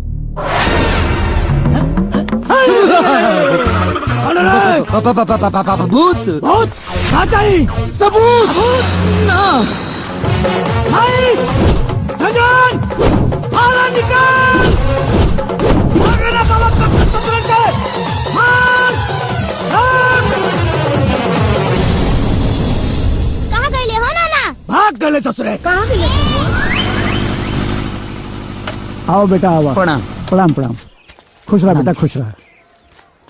रवा तो जाना तनी ना कि हम केकर बेटा हई, कब पैदा भई रहनी, केकर नाती हई, कहवा घर है हमार, बता दी ना वकील साहब के। हमारा के सब मालूम बा, सब कुछ पता बा कि तू राम प्रसाद के बेटा बाड़ा, यही गांव में पैदा भइल बाड़ा। लेकिन बाबू हम कुछ लिख के ना दे, काहे से कि जब तक तू अपने पिताजी के ना लेके आई बा हम कुछ लिख के ना दे। पंडित जी पंडित जी पंडित जी पंडित जी प्रणाम। रघुआ तो जानते बानी, रघुआ हमारे कुंडली बनवले बानी, ऐसे मैंने दादी कहले। रघुआ तो जानते बानी ना, तो रघुआ बताई ना वकील साहब के। अरे बेटा तोर हम कुंडली तो बनैले रही, लेकिन जौन साल तोहर जन्म भइल रहे ना उस साल बहुत बाढ़ आयल रहे। अब बाढ़ कौन साल आयल रहे याद नहीं खे बेटा। हाँ हाँ पंडित जी बाढ़ तो हर साल आवेला, तो हर साल ही पैदा भइल रहलन। तू ज्यादा पढ़ल बड़ा का? अरे अब किससे 5 साल पहले बाढ़ आयल रहे। हाँ, ठीक बा। और ओकरा 3 साल पहले बाढ़ आयल रहे। 8 साल हो गए। कौने साल के बना दी हम? अब काश बाढ़ में हमार अरमानो दह गए रहित, है दिन ना देखे के पड़ी थम के। अरे हो जाई भाई, हम बनी नू।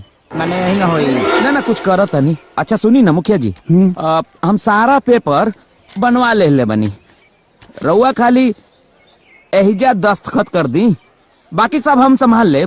तू हमारा से वकील ही झाड़त बड़ा, हाँ वकीलगिरी दिखावत बड़ा। जाके राम प्रसाद जी के ले आवा, हम जहाँ कहबा वहाँ साइन कर दे, बुझला? जा पहले उनका रख ले, क्या हुआ जो यहाँ से। अब की बार बार आई नू तो रउआ लोग गांव में रही जा। अब चली चली।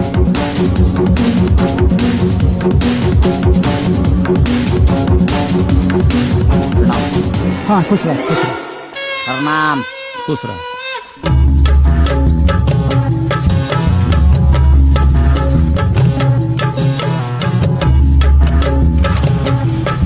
बैठ जाए हम। हाँ। अरे गुड्डू बाबू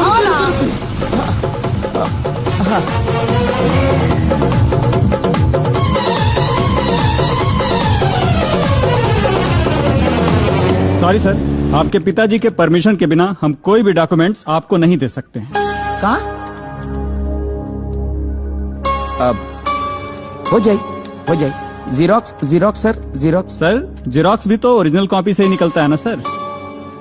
अब ठीक बा, हो जाए, चली ना।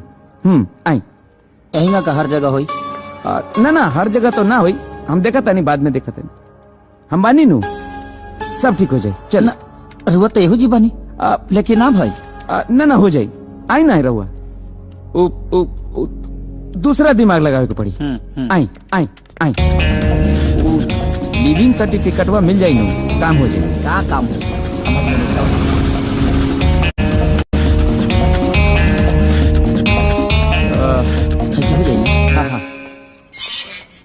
क्या बात है? हमको सर्टिफिकेट चाहिए।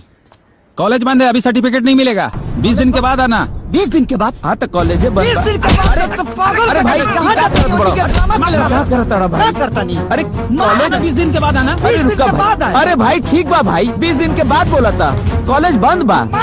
अरे भाई भाई भाई तू जा, जहाँ जाता है सब बंद रहता यार। तू चला यार, चला। सब हमारा बाबूजी के करनी है। अरे फोन करके सब ड्रामा कैले बड़े।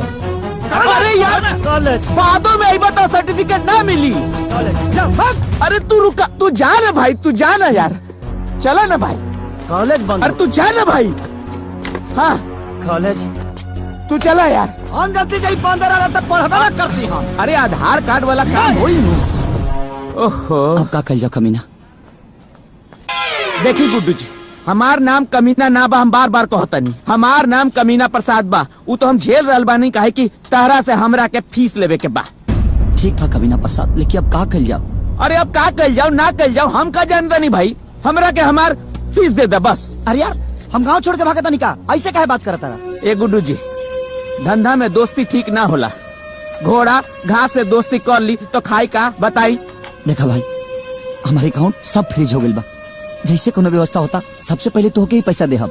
एकर मतलब ई भइल कि 6 महीना ले अगर तहरा लगे पैसा ना आई तो 6 महीना हमरो पैसा ना मिली।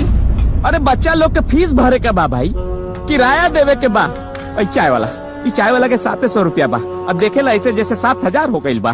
अरे यार तलाइका हमरे से पूछ के पैदा कलर लगा तू। ए देखा गुड्डू जी, ये ज्यादा हो गई। एक तो रउआ हमरा के फीस नहीं के देवत, ऊपर से हमरा खानदान के बारे में बात करता नहीं। खानदान पे ना जाई, हमरा के फीस दे दी बस। अरे यार तू तो हमार सर खा जे यार तू। अनंजय रघुराज, हाँ एने आवा। अनंजय रघुराज पैसा दी, फिर तो हमरा के मिल गई फीस। 10,000 रुपया दे दे और 10,000 रुपया दे दे। 20,000 रुपया हमारे के दस कि वो किलवा के मुंह पर मारी आकर मुंह बंद करी। 10,000 10 रुपया जेब में है नहीं के 10,000 कहाँ से दे दी?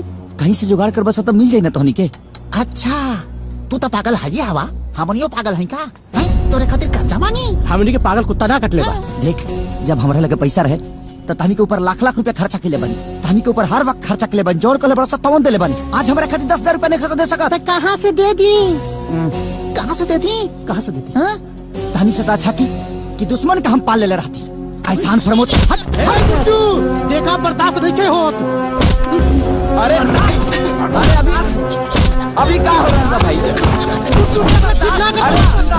गुड्डू देख अरे पगला गई बड़ा। अरे भाई कसम आप छोड़ दे। अरे भाई बिल्कुल हवा सता नहीं। अरे भाई चुप रहा यार। पगला क्या हो रहा है? गुड्डू अरे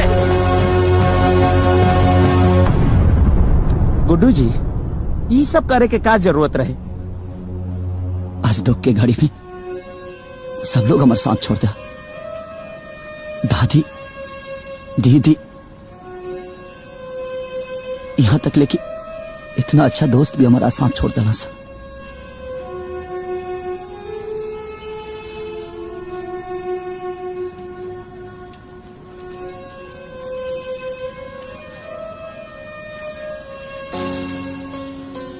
और आज माई से भी साथ छूट रहा बा।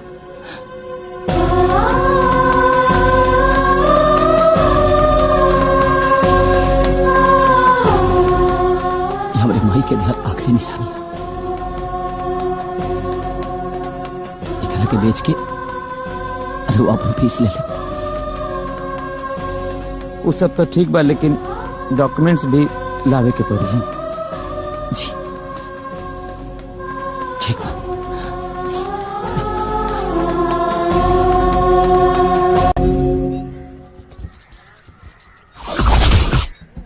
गुब्बारा तनी और मंगा दे रे।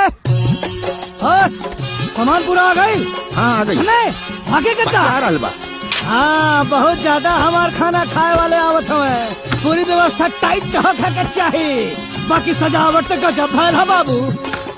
मने पहल कहो बियाह में तेरा सजावट ना भइल रहे। मन प्रसन्न हो गई एकदम हमार। क्या बात। जान इधर आओ। बेटा माई से जाके कह दो कि गांव के जवन कुल मेहरारू आयल बानी नु। आगल बानी। तो गीत गाड़ी शुरू होको। ठीक हो। बाकी प्रोग्राम शुरू होको। ठीक है। आई बतावा हमके ब्यूटी पार्लर जाए के रहल हो। वो काहे खातिर नाना? मेकअप करावे खातिर। तो हमार गड़िया आयल की ना? फोन कइले बानी। अच्छा आवत होई। जा अंदर जा, तेरी माई के बोलता जा जा जा ठीक जा। बाकी तैयारी तक जब बाले अरे देखत ना रहा काम चोर कह के जल्दी जल्दी निकाला।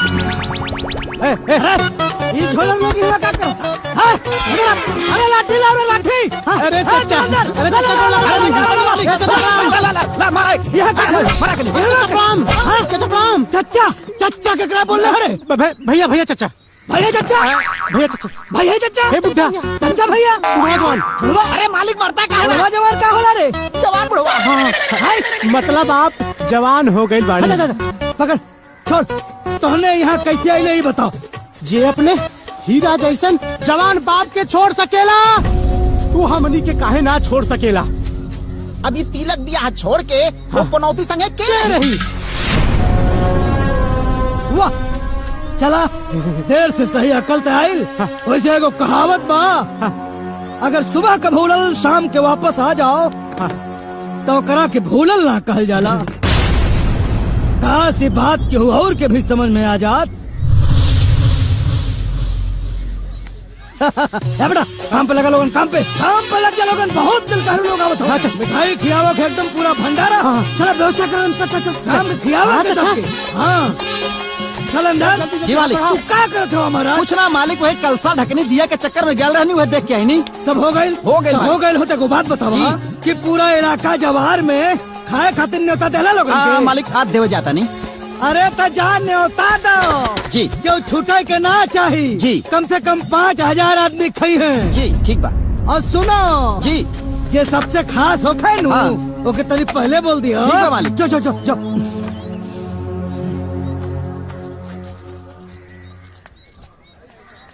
अरे गुड्डू बाबू, आज तिलक में सबहरे खाए के न्योता बा। सबहरे मतलब पूरे परिवार के साथ खाए के बा। काहे कि बाबूजी के तिलक बानू।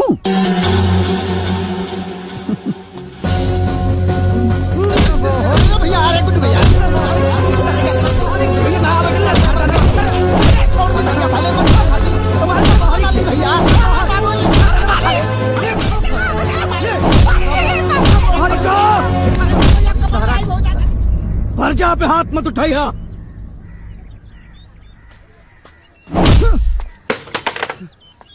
लोग साथ छोड़ दे हलास। हाँ। सब लोग साथ छोड़ दे हलास। जंग सबके लतियानी। हाँ। आज तोरा के लतिया। हमरा के गाय खातिर लतियावल जाई। अरे तोरा के ना यार, दारू के। हाँ, दारू के लतियावल जाए। बहुत बेकार चीज होला दारू। जैसी पेट में गईल बा, नशा चढ़ गईल बा, भूखो लाग गईल बा बहुत जोर से। तय बड़ा खाना कहाँ मिले? घरे तो तिलक भोज हो ही रहल बा। प्रसाद भाई, नाम प्रसाद, कमीना प्रसाद बोल लो। अच्छा भले याद दिला देली। चल तिलक। हाँ भोज। हाँ। आज तिलक पकड़ के चल। तिलक में ना रखने तो हमारा नाम बदल दिया।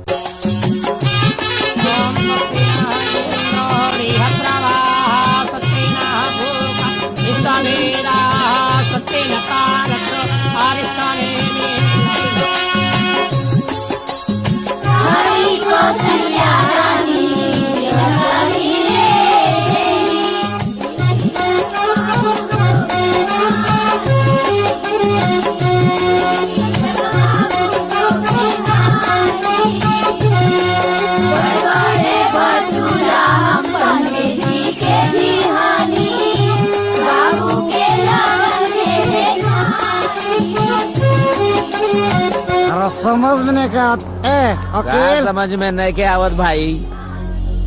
ठीक है तेल बढ़ले बता फिर टुकरा के क्या होता नीचा। चलाए वाला ड्राइवर ठीक नहीं के ना। हक बतरा वकील बने के तभी तो। अरे बाप रे।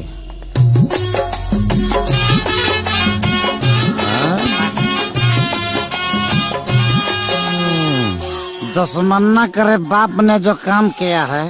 हाँ। बाप के नाम को बदनाम किया। हाँ। तो अंदर रोके। हाँ? तेरा पता बा? पता नहीं के तो। अरे हमरा के पता बा। पता बा तो बताओ क्या पता बा? यही कि हमरा के कुछ नहीं के पता बा। बस रामचंद्र की जय। हाँ भाई पूरी का बढ़िया से। हाँ खाना शुरू कर। ठीक है ना? और सुना जितना यहाँ भाई लोग आये बड़ा ना खाना के नहीं बोला खाए कुछ यहाँ मत। ठीक है? तो अंदर रहा।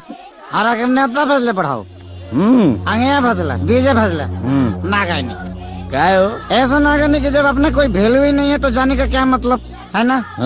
ये खाना जो सब लोग खा रहल बनू खुशबू बहुत आ रहल बा, जाई हमहू कुछ खा ली का। हुकम पड़े था ना ठीक बा ओकेल जान तर हाँ सारा झगड़ा के जोड़ के बा के बा ओ के चश्मा ले बढ़िया दादी दादी मन तकर त जाकर ना पहले तक एगो केस लड़ रहल बड़ो और दूसरा केस और बुलावे के जरूरत नहीं के बात ऐसा बना ये बढ़िया चाहत ना तो जी प्लान ना रहे लाल किला रहे लेकिन बढ़िया लगा था भाई, प्लानियो अच्छा लगा तो के माल मिले तो बढ़िया लगे। ताजमहल रहे कतक में ना रहे सब बनवा देते, लेकिन बुढ़िया के चलते सब भइल बा ड्रामा, सब ड्रामा बुढ़िया के वजह से भइल बा। हमर थोड़ा बिकलस काका फेकलस पते नहीं खियादे नहीं खियावत लगे बिकले बिया कोनो बात ना। लेकिन आज तिलक ना आज मन तिलक कर देता नहीं। अरे एज बैठ अरे काहे कहाँ आओ तुम देख के कौन कौन वैरायटी बना। अरे आप कुछ करे के जरूरत नहीं के गुड्डू बाबू। ए गुड्डू बाबू गुड्डू बाबू ए गुड्डू बाबू अरे रघुनाथ दुकान संभाल। अरे तू रन तो फाड़ दी। काला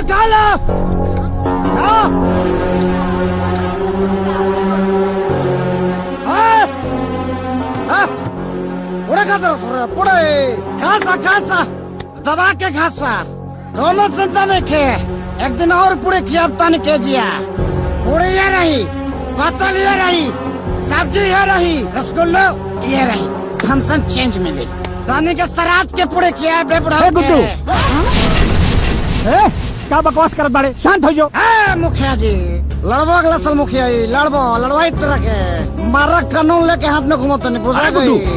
तू ही का करता रहा? शुभ काम में केहू ऐसन करेला? पंडित चुप एकदम चुप। तो कुंडली बने बा हमार हम बाढ़ में पता भरनी बाढ़ में तरह के सुनामी में ले जाए रात संग हरा गया था तेरे।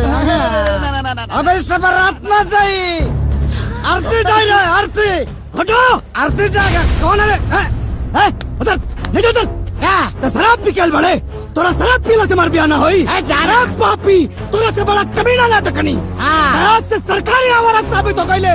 आसान हले से निकाल तोरा छाती पे चढ़ के बारात ले जा हम लेके जाके बारात पापी कहीं के देख लेके सरकारी आवारा हो गया। ऑर्डर और आज के बाद हे बॉर्डर क्रॉस कैला तो टांग काट ले। तो इतार पाकिस्तान के बॉर्डर है का जाइए सर्जिकल स्ट्राइक का दबना तू तो जाइबे कर बस साथ में तार महलो लेके जाना हमारे साथ लेके जाना गलत हो जाई। ए कानून साथ में कोई नहीं बोलेगा। चलो ए जाना हट अरे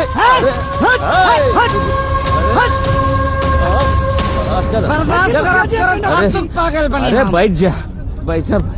अरे तलाश कर देता है बात तना मन पे तोरा छाती पे चढ़ के बारात जाई तोरा छाती पे जाई छाती पे छाती रोड है का हमार रोड है। अरे शांत रसगुल्ला रसगुल्ला रसगुल्ला रसगुल्ला खेबे हाँ खा ले जितना पैसा खर्चा कर बने सरन से सुलभ आनंद रघुराज। ए ज्यादा बोला तारा तू बोला हाँ ज्यादा बोला तारा तू तू ज्यादा बोला तारा तू कानून के अरे मतलब गुड्डू बाबू इतना भक्तर बच गई देखा गुड्डू बाबू भैया अरे बाप रे भैया रुका अभी बर्बाद कर देंगे। अरे तुम लोग समझते क्या रे? अरे बैठ शादी करेगा बुढ़वाई शादी करेगा। ए भाई तू चला ए भाई तू चला ऐसे से तू चला तू चला यार चाचा। अरे जो कम नहीं गए अरे भाई अरे अरे अरे पूरी अरे चलो चला यार अरे चलो नहीं अभी बात ऐसा ना पड़ी आई फ्रीबे ना करिए ऐसे। अरे हमार बात सुने पहले क्या सुने चिंता जिन कर जब कानून के कलम लिखला बंद कर देला नु वही से कमीना प्रसाद के दिमाग चलल शुरू हो जाला। हमारा दिमाग में एगो आइडिया आइल बा फिलहाल तो ऐजा से चलो तू नाम बताओ तनी ऐसे ना बोल रहा है। अरे चल अब भाई।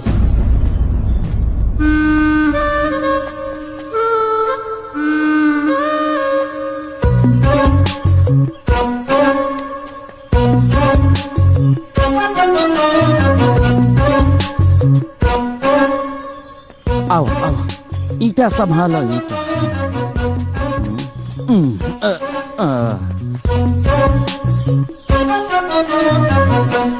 हम शांति के प्रतीक हैं, ठीक है। अरे का करत यार, कोनो काम आराम से सीधा तरीके से ना हो सकेला। यार तो देखा तोरा का लिख लेबा कि हम शांति के प्रतीक हैं। काम करला शांति वाला शांति के प्रतीक लिख लेबा। तो ठीक है, ठीक है, ठीक है ना। ठीक है, चलो ना, ठीक है, चलो ना भाई। अरे रहे दो, रहे दो।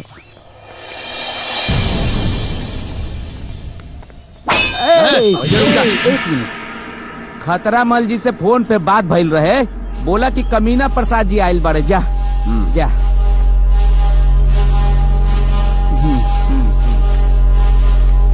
खतरा मल।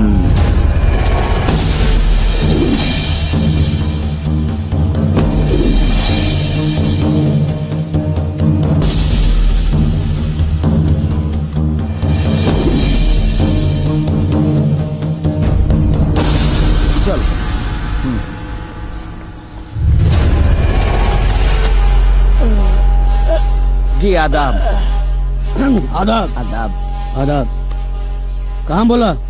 हम जो फोन कैले रहनी नु, हाँ, जो ना क्लाइंट के बारे में, हाँ, वो क्लाइंट के बेटा ये बड़े। क्लाइंट के बेटा? जी जी जी। काम हो जाये। कहाँ फंसा दिले यार, जौन आदमी के खैला के अलावा कुछ कामे ना हुई। इमोटन में दौड़लो जाइए। अरे भाई मोट समझ के कमजोर न समझा, बुझला? काम में दम और सफेदी चमाचम। खतरा मल ना है मार। हमके देख के बड़े बड़े जन के मल निकल जाला। बोला कि काटे बाके के, चीरे बाके के, पारे बाके के, मारे बाके के, हुड़े बाके। चुप चुप चुप चुप चुप, शांति। क्लाइंट का मूड थोड़ा डिस्टर्ब है। हाँ हाँ हाँ। वो हमार बाबूजी हमार। तुहार बाबूजी? हाँ हाँ हाँ। अच्छा अच्छा, हाँ तब सिर्फ गोली मारे बा। Sorry sorry. हाँ, फिर सॉरी बोल रहे, फिर सॉरी बोल रहे। तब हाँ तब काटे कर दी। सॉरी सॉरी सॉरी सॉरी बोले, सॉरी बोले। आँख फोड़ दी।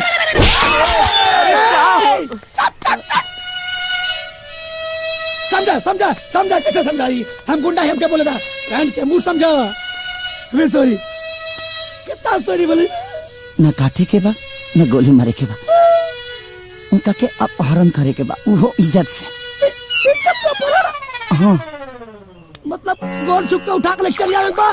न पैर छुके न, माने इज्जत से जैसा अपहरण हो सके अपन देख ली। इज्जत से? हाँ। ना हो तो बोला हम कहीं और चल जाते। हो जाए ना, हो जाए हो जाए। पैसा मालता? पैसा वकील साहब बताई ना। अरे वो जौना आदमी के किडनैप करे के बानू, हाँ, सारा माल तो उनकोरे लगे बा। जैसे किडनैप हो जाइहन वैसे सारा माल मिल जाये। हम जितना, हाँ जितना चाहे फीस में वो रख ली। मतलब पूरा माल हमके मिल जाये? हाँ सब सब सब सब। हाँ हाँ हाँ हाँ। ठीक चलता नहीं। लेकिन इतना छोट काम खातिर इतना बड़ा गुंडा खतरा मल के हो जाए पक्का ना। चलता नहीं। हाँ, मैंने काम हो जाए के चाहिए। हाँ, बाबूजी आदाब बैठ। खतरा मल। मार गई रे।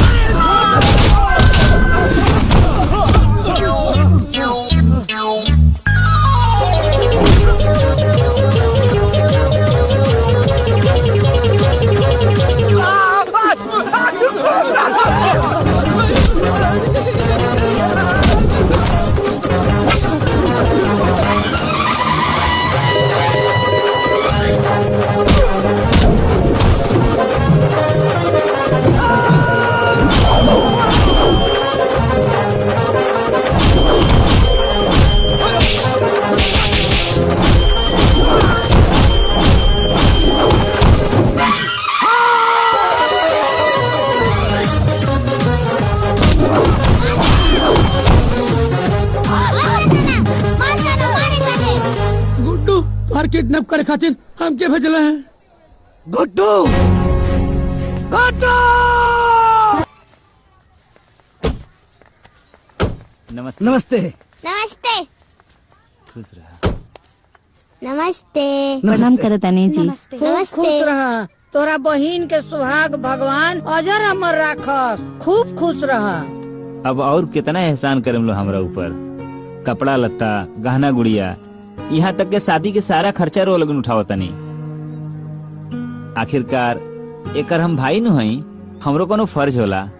अरे बेटा एगो बात बताओ, अब भगवान इतना धन देले बड़े तो खर्च तो होखबे करी। ए मास्टर काका, हाँ हाईली नोटिस कोर्ट से आइल बा। नोटिस?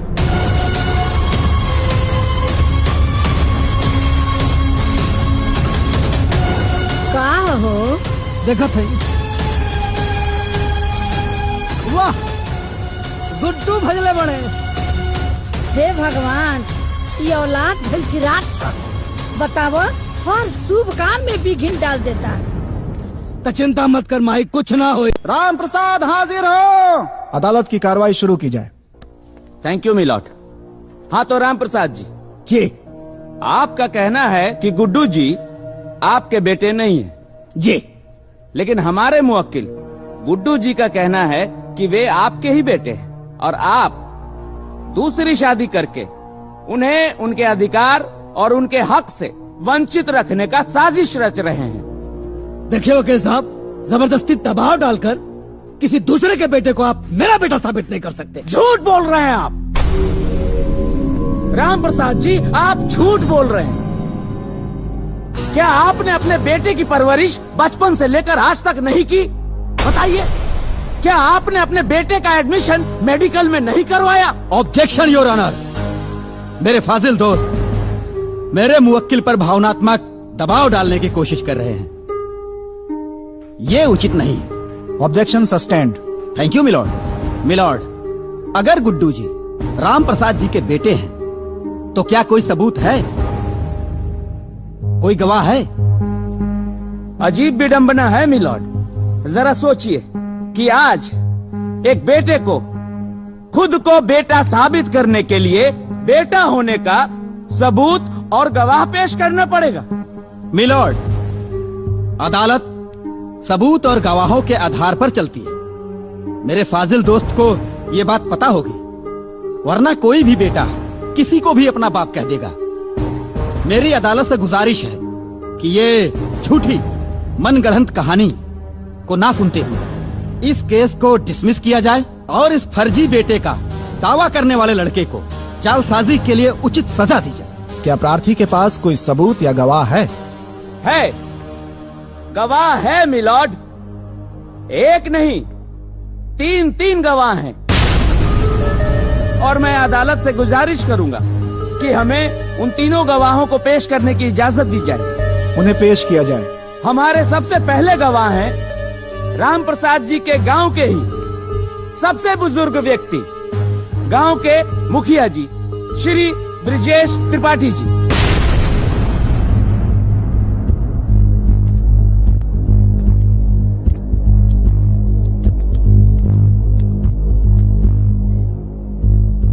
हुजूर, मैं उस खुशी के समय को कैसे भूल सकता हूं जिस दिन गुड्डू का जन्म हुआ था। उस दिन राम प्रसाद जी फूले नहीं समा रहे थे। मारे खुशी के इन्होंने मुझे ठूस ठूस के लड्डू खिलाया था, वो भी शुद्ध देसी घी के। Any question please? Yes milord. मुखिया जी, क्या मैं जान सकता हूं कि उस लड्डू का साइज क्या था? हुजूर, माई बाप, मुझे क्या मालूम था कि उस लड्डू की साइज बताने के लिए मुझे यहाँ अदालत में आना पड़ेगा। Silence, silence. अगला गवाह पेश किया जाए। पंडित जी, जज साहब को जरा ये बताएं कि जब गुड्डू जी का जन्म हुआ था तो उस समय आपने क्या क्या किया था? जनाब, हम पूरे गांव का जन्म पत्री हम ही बनाते हैं। वैसे वो सौभाग्यशाली ब्राह्मण हम ही हैं जो राम प्रसाद जी के कहने पर गुड्डू बाबू का जन्म पत्री बनाए थे। और राम प्रसाद जी हमको बहुत इनाम दिए थे साहब। 51 रुपया नगद और एक जोड़ा धोती हमको इनाम में दिए थे। और वो धोती साहब हम आज भी संभाल के रखे हुए हैं। बहुत ठीक है पंडित जी, उस धोती को हमेशा के लिए संभाल कर रखे। बहुत काम की धोती थी वो। अब आप जाइए। देखा मिलॉर्ड, जब गांव में कोई बच्चा पैदा होता है तो वहाँ दाई माँ का महत्वपूर्ण योगदान होता है। मिलॉर्ड, जब गुड्डू जी पैदा हुए थे तो वहाँ भी एक दाई माँ मौजूद थी। मैं उसी दाई माँ को इस अदालत में पेश करता हूँ। आइए। हाँ तो दाई माँ, जब गुड्डू जी का जन्म हुआ था तो क्या क्या हुआ था, जज साहब को बताइए। माई बाप, हम ही हई जे गुड्डू बबुआ के नार कट ले रही। और सरकार, हमरा वो दिन अच्छे से याद है जब नार के कटाई में राम प्रसाद जी हमरा के सोने के सिकड़ी दे ले रहलन, जो आज भी हम पहिरले बानी। सुरहो आना सच बा सरकार कि गुड्डू बबुआ राम प्रसाद जी के सुपुत्र बाड़े। अब आप जा सकती हैं।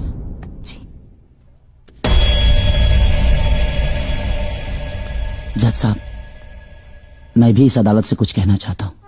इजाजत है। जज साहब, जिस उम्र में इनको तीर्थ यात्रा करना चाहिए उस उम्र में शादी करके बाप बेटे के अटूट रिश्ते को कलंकित करना चाहते हैं, ये बदनाम करना चाहते हैं। ये ऑर्डर, ऑर्डर। पूरे समाज में हमें गिराना चाहते हैं।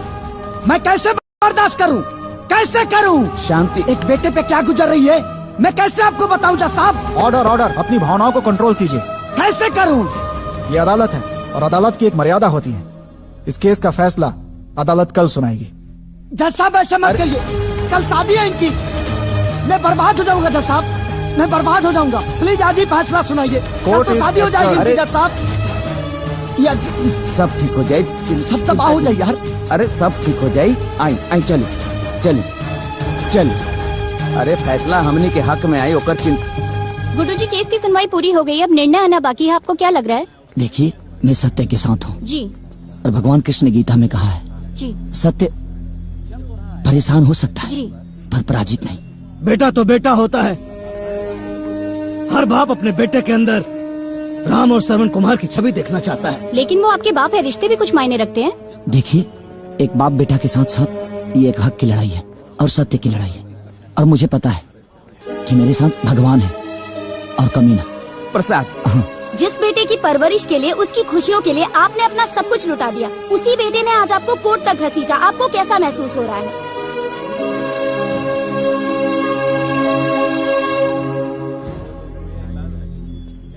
यह मुकदमा हिंदुस्तान के हर बेटों के लिए एक सबक साबित होगा। Thank you.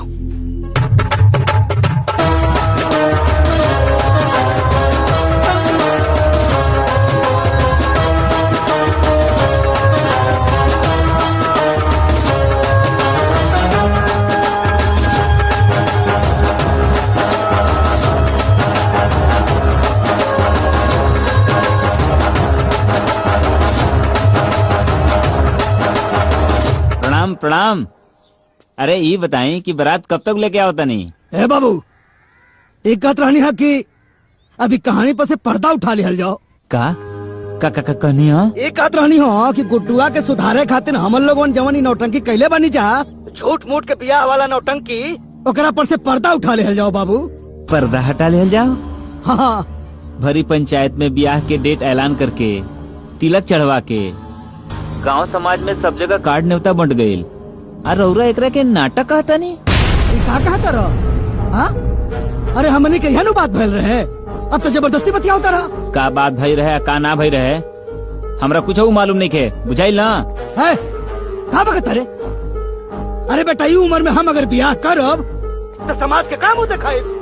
अरे जवान बेटा के भविष्य सुधारे खातिर हम इतना बड़ा नौटंकी कहनी, वो बेटा के अपन मुंह कैसे दिखाई? हम इतना पागल नहीं खी कि रौरा बेटा के सुधारे खातिर हम अपना बहन के इज्जत दाव पे लगा दी और ओकर जीवन बर्बाद कर दी।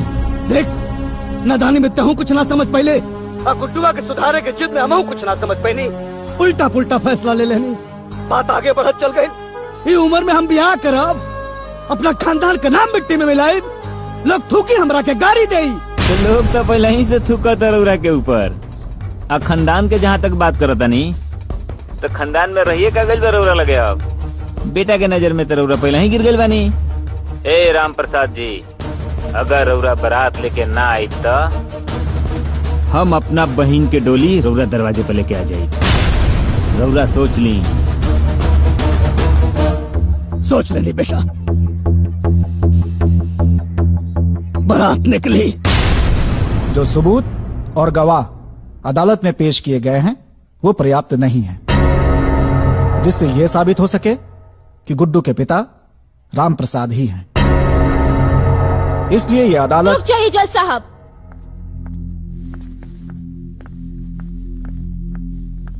गुड्डू की वोटर आईडी आ चुकी है। वोटर आईडी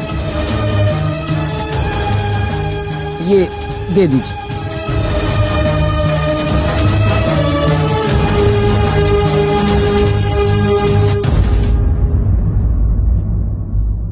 इस वोटर आईडी कार्ड से साबित होता है कि गुड्डू के पिता रामप्रसाद ही हैं।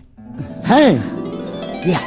जहां तक इनकी शादी का मामला है वो उनका निजी मामला है, किंतु अगर उनकी शादी से परिवार के किसी भी सदस्य को मानसिक, शारीरिक या आर्थिक क्षति होती है तो वो कानून का सहारा ले सकते हैं। रामप्रसाद जी की व्यक्तिगत संपत्तियों को छोड़कर पैतृक संपत्तियों में गुड्डू का हिस्सा कायम किया जाता है।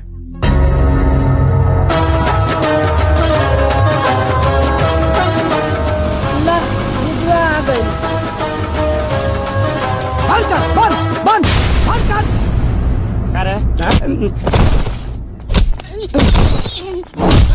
नाचे के बहुत शौक बा। दंदा आई कागजवा दो कागजवा। देख, डिग्री हो गई है गुड्डुआ के, डिग्री हो गई। बहुत कमर हिलता ना। अब नागिन धुन बजाओ, नाच, नागिन धुन बजाओ, नाच, नागिन डांस कर, बंद कर, नाच बिना साउंड का नाच, नाच नागिन डांस, नाच, नाच। ई का कर रहा बड़ा बाबू तू? अरे परम चपड़ा बनल बड़ा, परम चपड़ा। चल, आई तक कोर्ट का डिसीजन, सब लोग साथ छोड़ दी हमार। ए बुढ़ियो, आई देखा कोर्ट का डिसीजन, तहार डबल चश्मा बनवा रुका। ए मुखिया जी, आई देखा कोर्ट का डिग्री है, आ तहार जन्म कुंडली, आई देखा, देखला कारे ठकरा रे, सब हरिया ना दे, सब हरी। ए राम प्रसाद जी, बाहर निकला। ए फालतू, का नाम हुआ तहार हो? जीतला के बाद भूल गए बनी, का नाम हुआ? कमीना, कमीना। लाडू क्या हो सबके? हाँ क्या हो? तनी हिकरा के दे रखिए। ए राम प्रसाद, बियाह तू अब एगो ना 25 को कर, कोनो फर्क पड़े के नहीं है गुड्डुआ के। 25 को कर, लेकिन कोर्ट कहले बा कि अगर तेरा बियाह से हमरा प्रॉब्लम भई त कार्रवाई तोहरे पर होई। ए बुढ़ियो, तू सब तू ही बिगड़ले बड़ू काम सब। ए राम प्रसाद जी, बाहर निकला। निकला बाहर। अब गुडुआ के आके ना जमींदारी हो गई बाजी गुडुआ के। भैया अरे भैया कमान भैया चुप। ड्राइवर खाने मार का हो राम प्रसाद जी? का हो दुकान के बैठल बड़ा लाज लागत मुंह देखा में अब हरिया में। ए वकील हने आवा हने आवा। आई देखला राम प्रसाद जी हरा छाती पर जीत के डिग्री लेके आइल बनी कोर्ट से। तनी एगो वीडियो बनाओ वकील। आई लिखी हो कि बेटा से हार के बाप शर्मसार टाइटल यह डाली हो। अब समझ में आई। उठा हो अब जमीन जायदाद पर गुडुआ के हक है। उठा उठा ए राम प्रसाद जी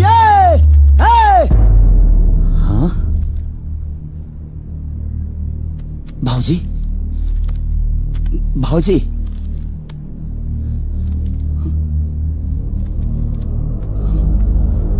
भाऊजी गुड्डू बाबू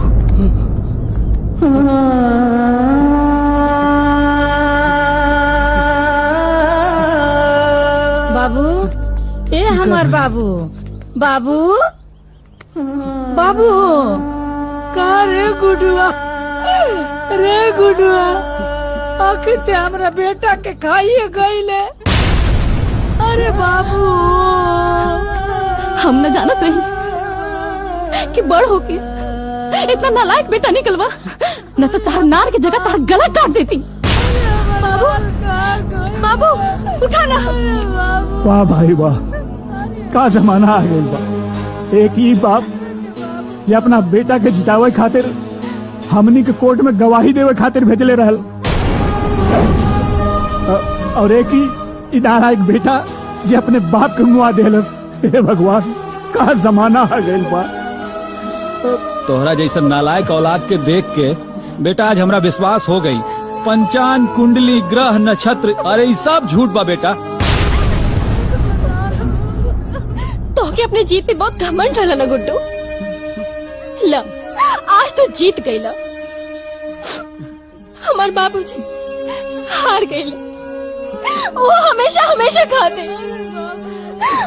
अरे आज ले हम दोनों साथे रहनी है ना तो सिर्फ और सिर्फ बाबूजी की वजह से। काहे कि बाबूजी ही कहले रहनी। हमार बेटा अपना जिद और ना समझी के चलते बिल्कुल अकेला पड़ गए लो। ओकरा साथे क्यों नहीं के बेटा? बेटी तू ओकर साथ मत छोड़िया। ओकर साथ मत छोड़िया। लेकिन तोरा साथ निभाओ हमने के बाबूजी हमने के साथ छोड़ के चल गए ले। बाबूजी ए बाबूजी ए उठिए ना। ए नाना उठा ना। ए नाना हमको छोड़ के ना जाए। उठा ना गुड्डू। बाबूजी ए बाबूजी ए बाबूजी ए गुड्डू ए बाबूजी ए गुड्डुआ।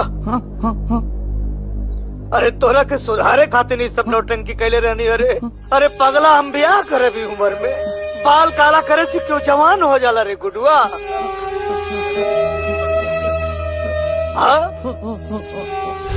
ए बेटा तोरे लापरवाही से ना हम बहुत परेशान हो गए रेडी। हमके लागल कि तोर भविष्य खराब हो जाए। ए ना थे कुल नौटंकी कहनी। अरे बेटा तो हर माही जब दुनिया छोड़ के जात रहनी है ना तो हमरा से को वचन ले ले रहनी हो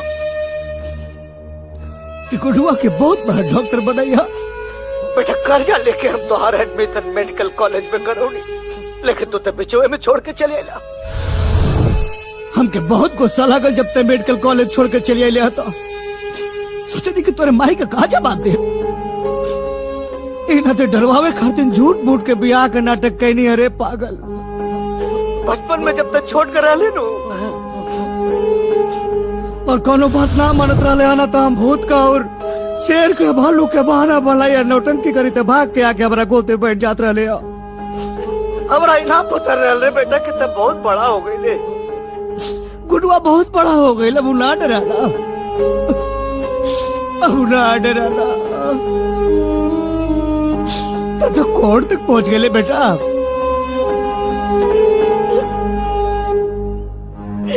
तो कोर्ट तक पहुंच गए रे। यो ना सोचले कि जमाना का कहीं हम तो अपना नौटंकी में फंस गए रे बेटा। अपराध हो गए रे बेटा, हम अपना नौटंकी में फंस गए थे। हमसे गलती हो गई रे गुडुआ, एक बेर लौटा रे बेटा। अरे पगला, तो के सुधारे की तरीका गलत हो सकेला, लेकिन हमारा नियत में कोनो खोट नहीं के। ए गुडुआ, हम थोड़ा बड़ा प्यार करी रे।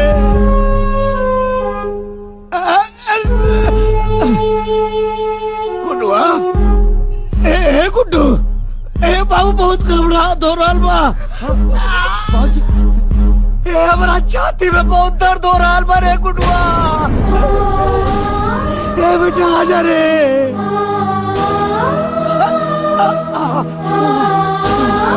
ना भगवान, ना प्रभु, ऐसा मत करिया। हमारा लड़का के आ जाए तो बाबा। ए भोले बाबा, ए गुड्डू, गुड्डू रे बाबूजी। गुड्डू, ए बेटा,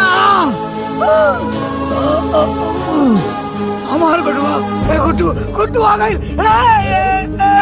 हमार गुड्डू आ गई। गुड्डू,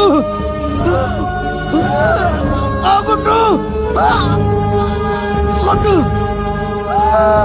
गुड्डू, गुड्डू रे।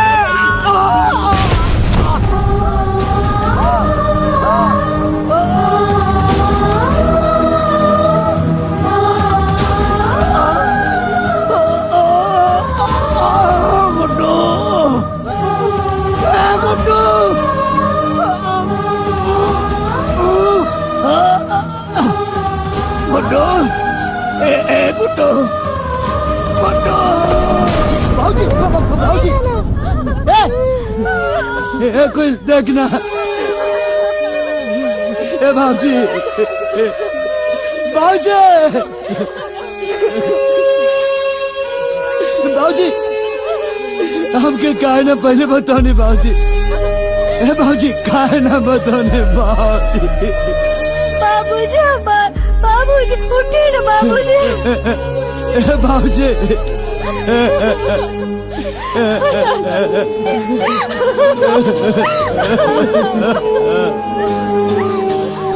मुखिया जी देखिए ना। बेटा धीरज रखो, बेटा धीरज रखो, शांत हो जाओ मुखिया जी। शांत हो जाओ बेटा।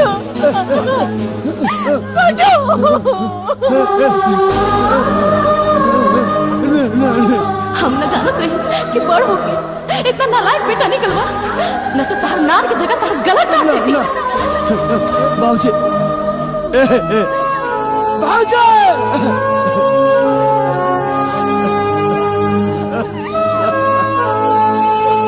बाबूजी,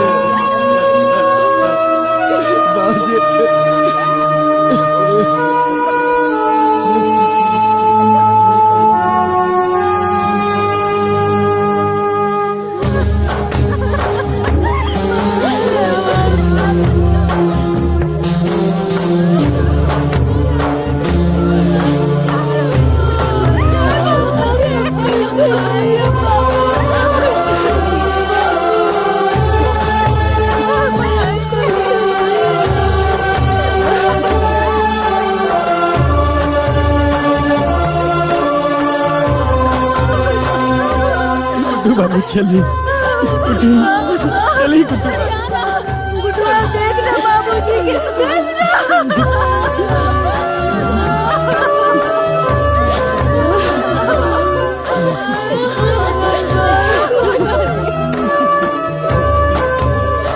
हमने बाबूजी जी के कहीं मत लेके जा। हमारे भाऊजी यही जी रही है।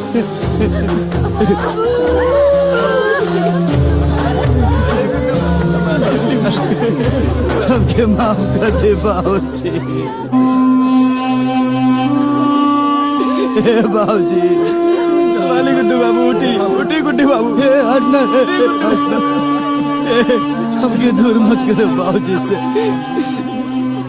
से दूर मत करो।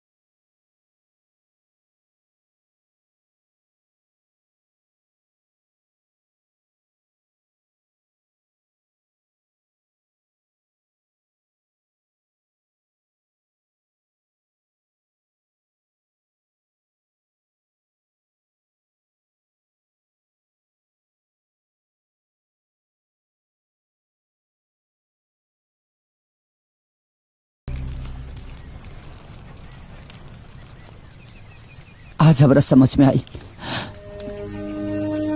कि माई बाबू ऊ अनमोल संपत्ति होला जौना के बराबरी दुनिया के कौनो दौलत संपत्ति नहीं कर सकत। हम तो अपना नासमझी के सजा पा लेनी, लेकिन तू लो ऐसा मत करिया।